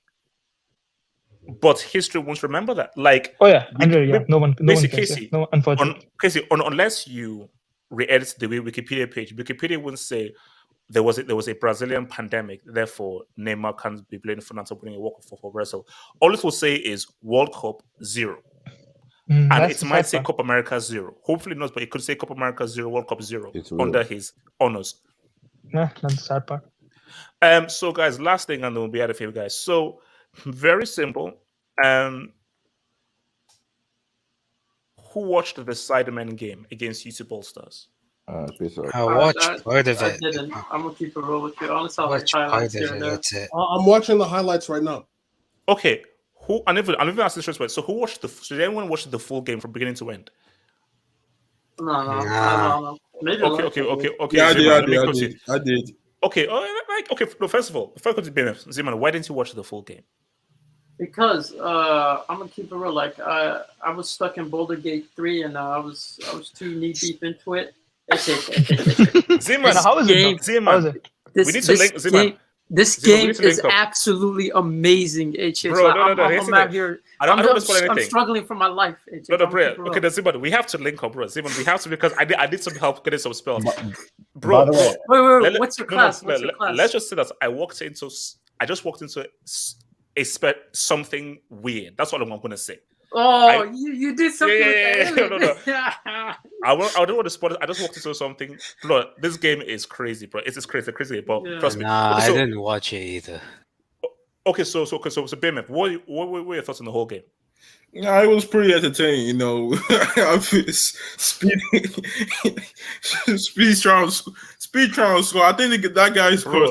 Bro, they're saying speed over Anthony, bro. That's what they're saying. I was like, yeah, I agree. I'm like, give me speed over Anthony, because at least Speed was trying to beat his man with his pace. Anthony doesn't do nothing. So yeah, it was pretty entertaining. Like it was literally fun to watch, you know. But Chris MD, I was watching Chris MD play. I'm like, damn, that's the type of midfielder we need at United. To drop the show.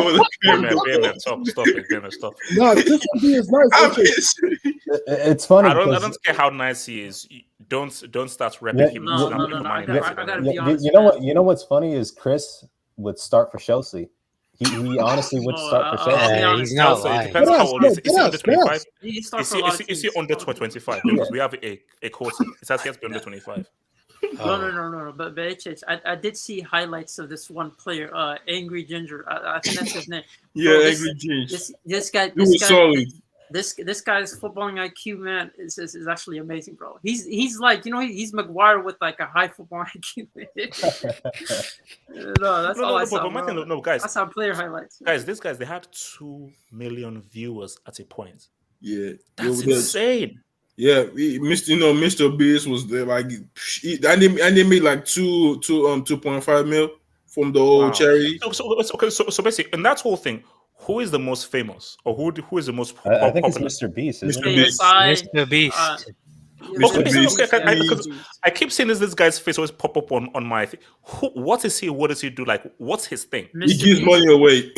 That's pretty much. You guys seen that keeper from the YouTube All Star? I think he had like a SQC 0.3. Yeah, he had a 0.3 rating in the 0.3 rating. Yeah. 0 points. They broke record. Yeah, it's never been that low. Wow, 12 million. Damn. Bro, that's more than some like big time trailers from Hollywood.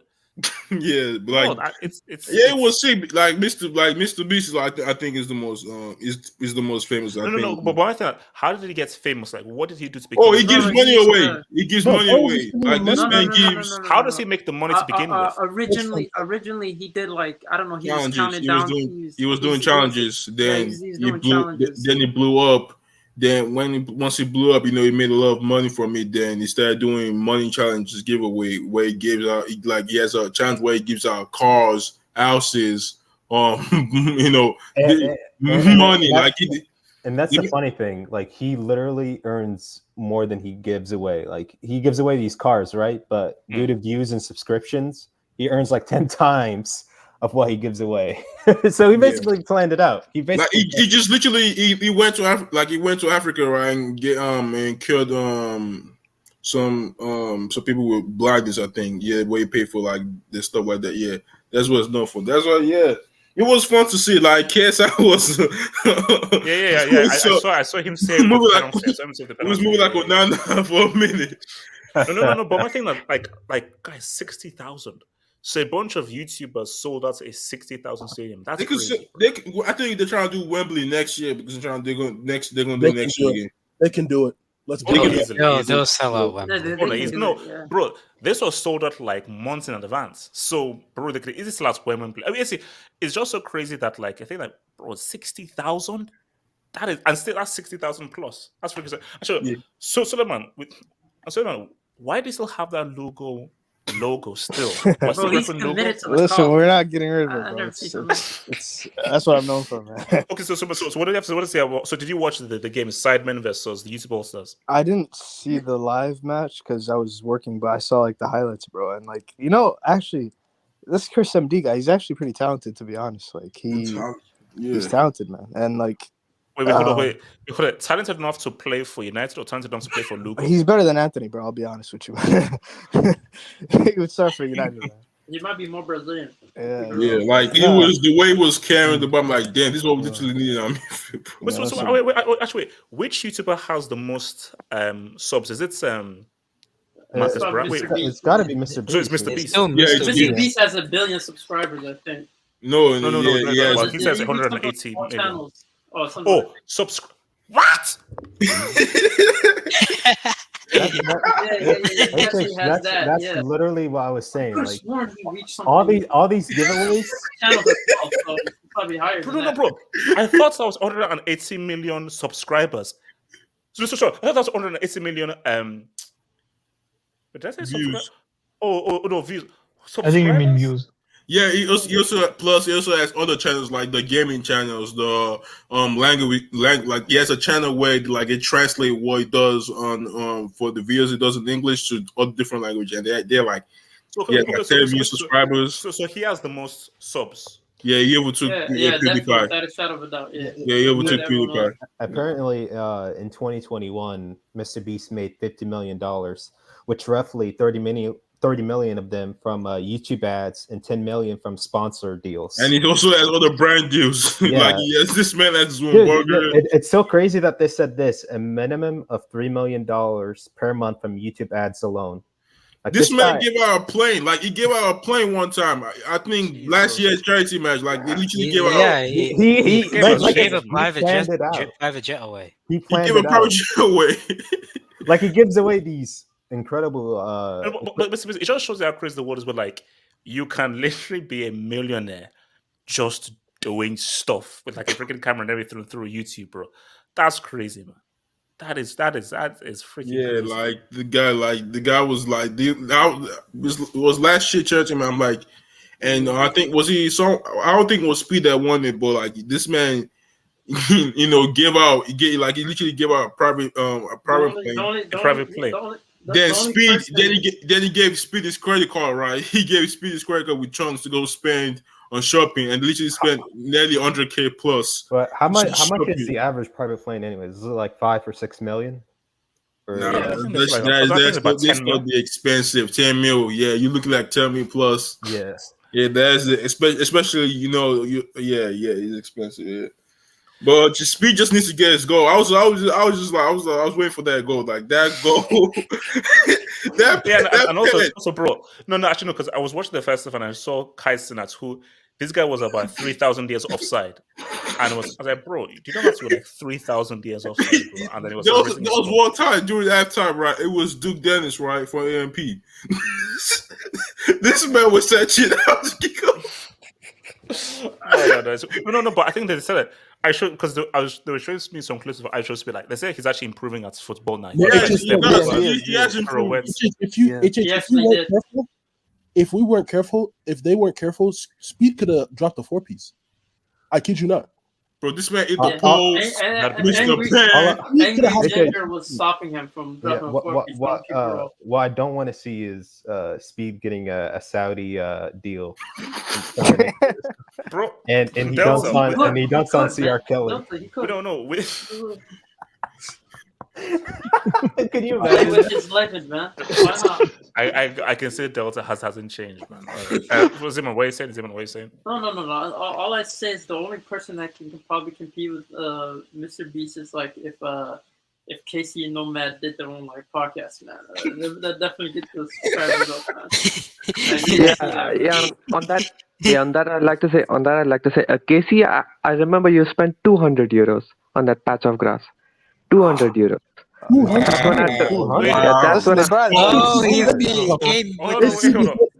when I took an Indian card, right? I think it was 200. No, it was $1, man.